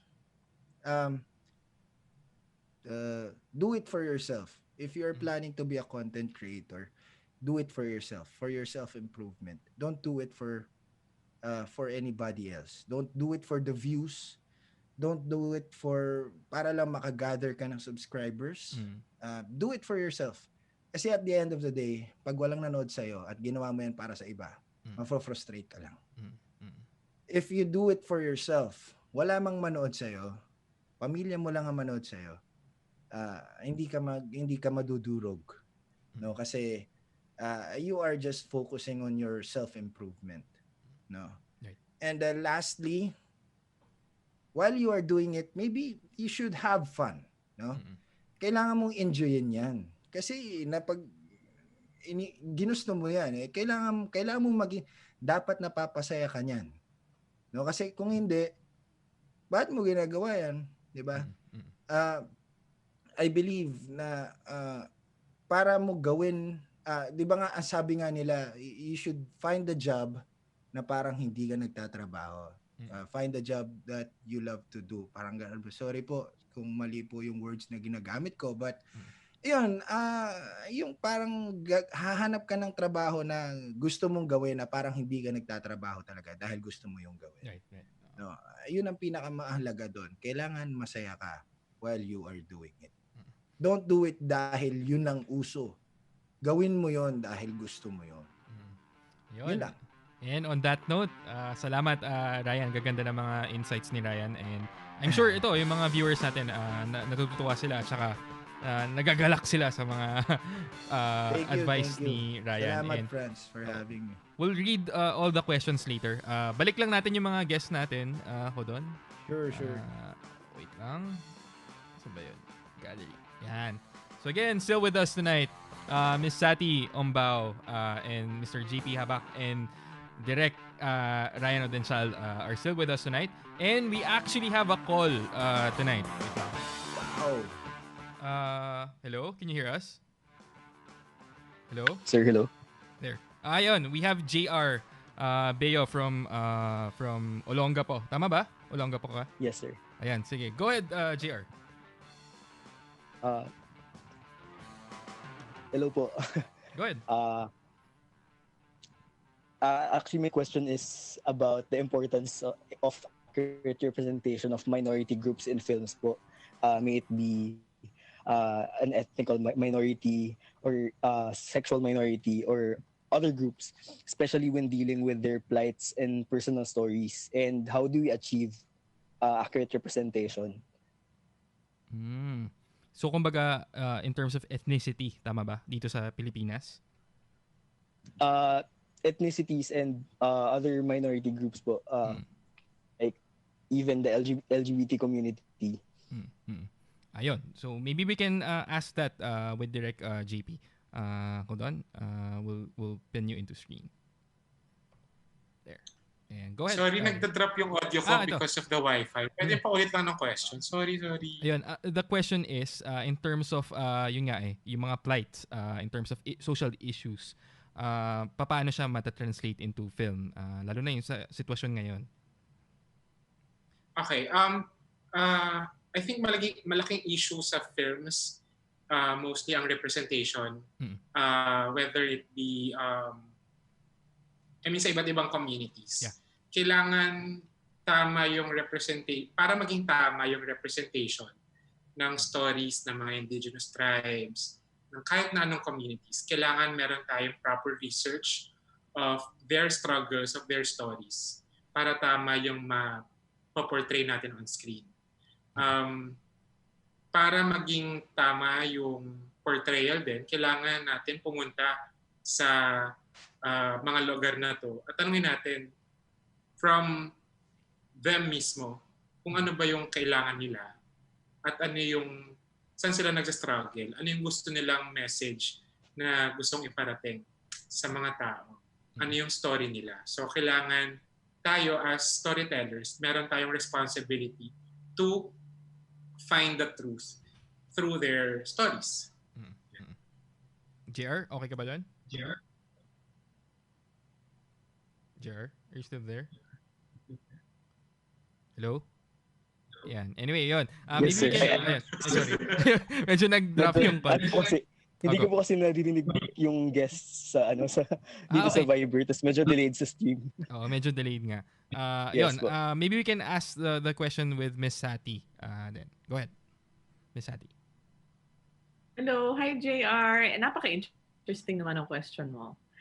Just like what JP said, well, first, for you to represent them is you have to immerse with them just like what I said earlier, when it comes to your audience, you have to be more empathic. You have to know how they are.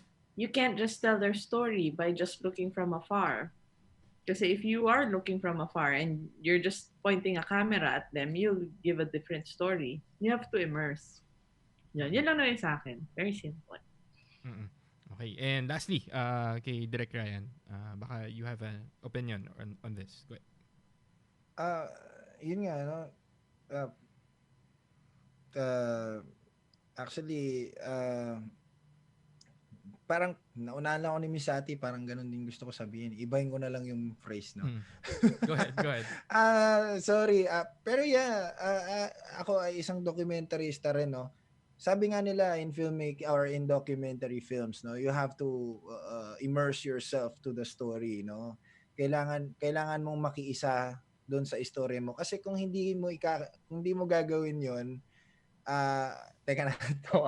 Kung hindi mo gagawin 'yon, parang nag-feature ka lang ng something, parang magazine show ka lang or something, no? If you are documenting something or if you want to be a voice, no, at mag-interpret ka ng ganun, you have to immerse yourself, no, be one with the story, no? And it doesn't necessarily mean na kailangan ka rin makita sa camera or what, but you have to know you have to see everything and to know everything, no, para mo maintindihan at para ka rin maintindihan. Ayun, okay. And JR, okay ka ba doon? Are you good with the questions? With the answers? Yes po, sir. Thank you po. Thanks, JR. Salamat. Thank you, JR. Ito lang, we have some questions from our viewers. Ito kanina pa to. Pero basahin ko na lang. From Jasper Garcia, ask ko lang kay Kuya Ryan, ano po pwede maibahagi nyo po sa mga tao na gustong maging filmmaker katulad nyo pero walang alam sa filmmaking and walang sapat na pera para maabot ito. Pangarap na to katulad ko.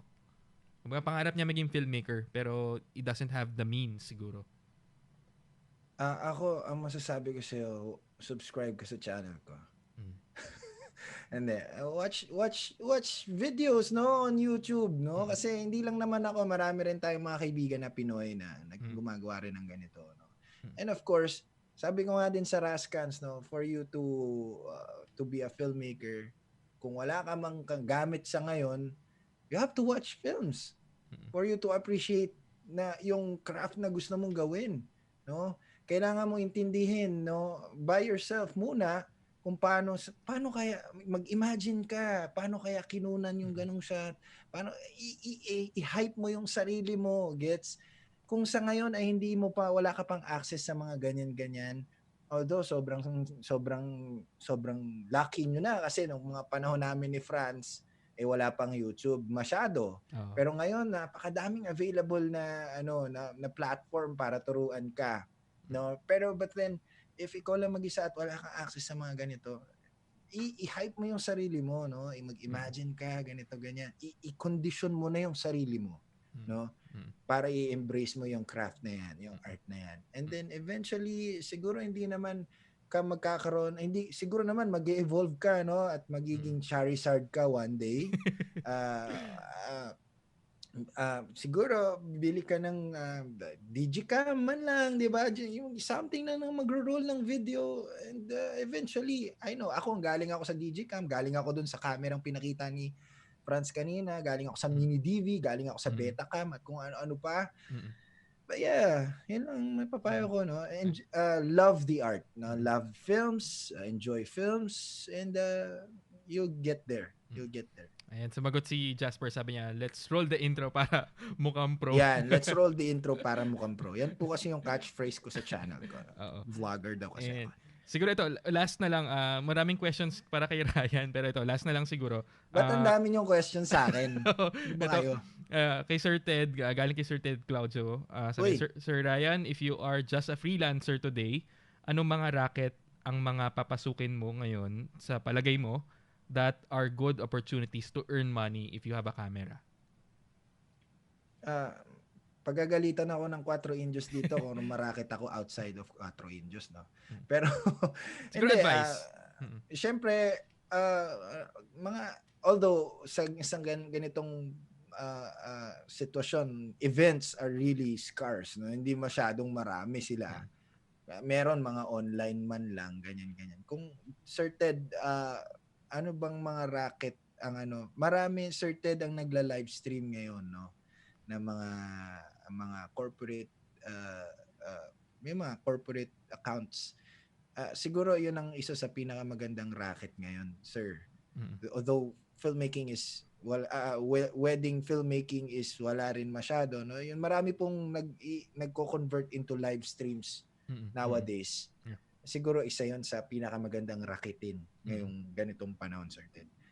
And balita ko kay Franz na naka ATM mini ka, naka Black Magic switcher ka. So magagamit mo 'yan, sir, sa live streaming. Hindi maraming live stream si Sir Ted nga eh. Yeah, and, opo. Ito siguro ko naman 'yan. Oo. Nakakatawa yung mga live stream ni Sir Ted eh. And ito last siguro singit ko lang from JR, yung tumawag kanina. Sabi niya, Direct JP, pwede raw po ba humingi ng SIG ang UP Cinema Batch 30? Siguro autograph. Humingi sila ng autograph yung Cinema Batch 30. Oh my God. Okay. Umabot dito. Nanonood sila. Kasi sa org namin, yung sa UP Cinema, kahit anong org sa UP, Diliman, kailangan makapagpasign sa mga members tsaka alumni. Tapos malaking points kapag meron kang signature from an alumnus. Ang lakas. Ganun pala yun.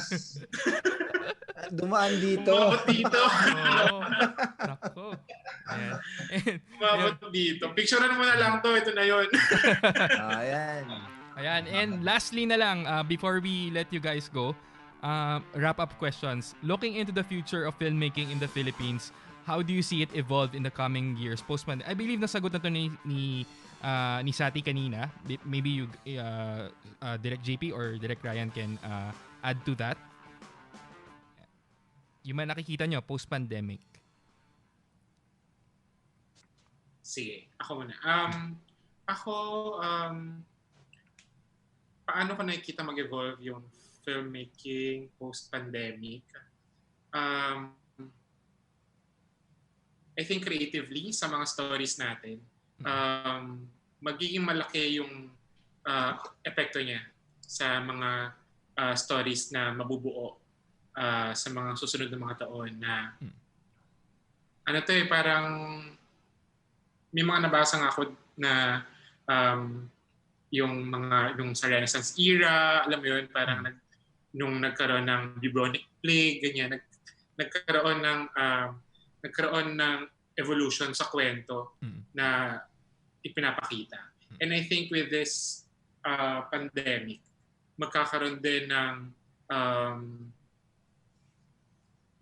ng evolution sa mga stories na mabubuo ng mga storytellers natin. Kasi ngayon pa lang like, 'di ba, with the use of Zoom, alam niyo 'yun, sa Zoom, mga Skype, ganyan, mga messenger videos. I mean, through these kinds of methods, nakakabuo sila ng kwento nang hindi sila nalilimitahan lang nang dahil lang sa pandemic. So, marami yung mabubukas na mga idea post-pandemic sa filmmaking. Pero syempre, hindi pa rin mawawala yung traditional na filmmaking dito sa Pilipinas and anywhere outside the Philippines. Very well said. And then, Ryan, lastly, yung hold on. I see a big change, no, sa pagdating sa post-pandemic pagdating sa filmmaking. Kasi sa dami ng oras na meron ka ngayong pandemya, no, bakit hindi ka makagawa ng storya? No? Sa dami ng oras na tinulala mo, siguro naman may time ka mag-isip ng bago, di ba? Sa dami ng oras na okay, sige, si Ryan Audencial wala siyang project. Siguro naman may time kang magmuni-muni at sabihin sa sarili mo, okay, pag okay na ang lahat, gagawin ko to.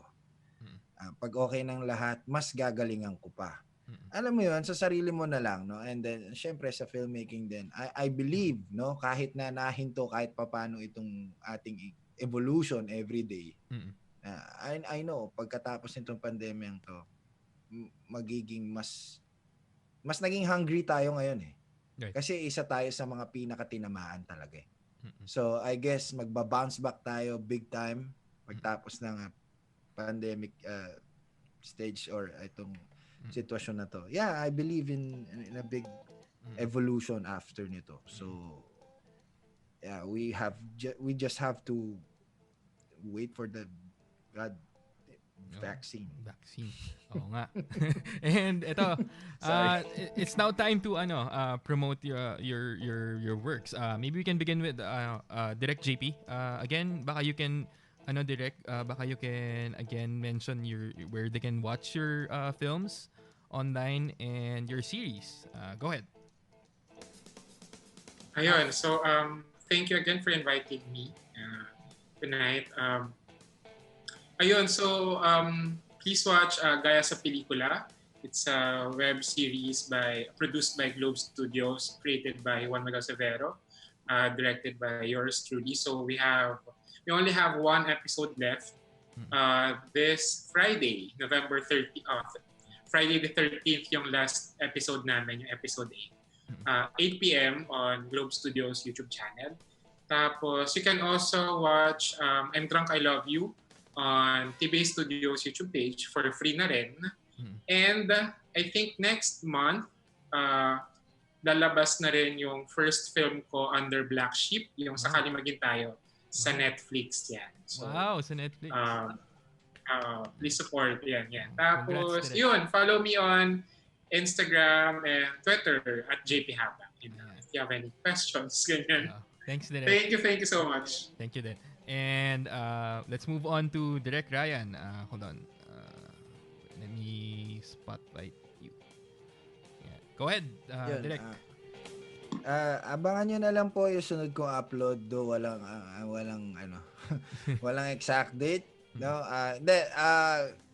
Sana makapag-upload ako ng mga videos susunod. But right now, since everyday ang games ng PBA, hindi ako makaporma. But yeah, I have a YouTube channel, no? Ryan Audencial, youtube.com/Ryan Audencial. I also have a Facebook page, Ryan Audencial Films. I have an Instagram account, of course, at Ryan Audencial. Actually, pati email address ko, ryanaudencial@gmail.com. And Ray, abangan nyo rin yung yung collaboration namin ni Miss Satti at ni Miss JP Habac. Baka trip lang nila kung makaka-collaborate. Alam mo na, Direct JP, baka kailangan mo apprentice, no? Dito lang ako. Abangan nyo po yan. Sana matupad, no? At gusto ko rin pong maka-sit in po sa klase po ni Miss Satti. Pasensya na po kung sobrang daldal ko po. No? I'm just making fun of myself. And para din medyo ma-break yung ice, no? Kasi yeah, alam niyo na, vlogger. Pero ayun, maraming salamat sa lahat ng mga nanood. Raskans, maraming salamat sa wife ko, nanonood siya kahit maaga pa yung eldest ko bukas, nagpupuyat siya. No, I love you. Maraming salamat. Makakatulog na tayo. And Franz, thank you for having me. And to my fellow guests, Miss Satti, Miss JP, Sir JP, maraming salamat po at napakarami ko po natutunan sa inyong dalawa. Ray, invite mo na rin sila sa mali ng Raska. Sali rin kayo sa Ryan Audencial School of Creative Aspirants. Actually, hindi naman siya school, no? It's just a community, no, where you can share your videos, your photos, at lahat ng kahit ano pang nakaka-inspire ka. Sabi ko nga lang dati, kahit if ang carpentry ay nakaka-inspire, i-share nyo na rin dito. Well, yun, sali po kayo sa Raska community sa Facebook. It's really fun there. Sobrang positive. Gaya ng ating Photo Nation na itinayo ng ating kaibigan si BFFs natin yan. Yun. And Miss Satti, I believe may you have something to promote also. Yeah. First, I'd like to thank everyone for having me here. Tawa ko ng tawa sa lahat. Ang dami kong feelings no kay JV. Tapos nung pagdating kay Rice, tawa ko ng tawa, no? So yes, I'll also promote Raska to my students. I think they'll like that. And for me, actually, aside from what... Andito pa ba ako? Or yes. Okay. Go ahead. There. Okay, so aside from teaching and studying and tama yung sabi ni JP, mga millennials, hindi kami mapirme. So yeah, during the pandemic, we actually started, me and my friends started a small beverage business na it's called Grey Brew. So right now we have coffee. Do follow Grey Brew at Instagram. We are also currently at Mercato High Street. But please follow us on our socials. So we have Facebook and Instagram, Grey Brew. And please watch out. It's not just going to be about coffee pretty soon. Yan. So again, don't forget to check that out. And hold on. Franz. Yes, go ahead. Meron din nga pala akong merch, no? Go. Sige, go. Audencial t-shirt, no? Sige, go. Kasi si Miss Satti na gano'n ng business niya. Sige, go. Ako na rin. Meron din ako. Nagbibenta rin ako ng Nakita ko nga yung t-shirt. shirt mo. Ang ganda. Go ahead. Ito siya. Marami siyang designs actually. Ayoko lang tumayo kasi naka-boxer shorts ako. It's very nice. nice. It's available sa Shopee, no? Ryan Audencial shirts. No, at maraming salamat po. Huwag niyo kalimutan yan. Ganda ng mga shirts ni Ryan. And lastly, ayan. On that note, thank you everyone. Don't forget to hit subscribe on our YouTube channel, and this will also be on Spotify. Just search for Film Factor Podcast. Bukas na yan, na after lunch. And don't forget to join us next week as we return with Into the Paranormal. Medyo naputol siya nung Halloween. Nag-invite kasi tayo ng mga paranormal experts sa Boston tsaka sa Florida. And ang kakaiba sa kanila, bumabiyahe sila para i-record yung mga multo. So, meron silang gadgets. So, i-explain nila. They'll explain how the gadgets work for that. And, get out of here. Oo. Medyo nung pinakita sa akin yung mga kinabahan ako eh. Pero yun, naputol kasi nagkaroon tayo ng bagyo. So, we decided to postpone. And yun, thankfully, next week, we'll have them on the podcast. Again, this has been Born in Film on Air. My name is Franz. Thank you for joining us. Thanks for our guests tonight. Salamat. Thank you. Salamat. Thank you. Portraits have always been what's interesting to me. I'm happy to greet this gathering of motion picture engineers. Art is photography and sharing. Taking what you see and sharing it with others. Don't be afraid. Get out there and shoot some film. I think automation can be a catalyst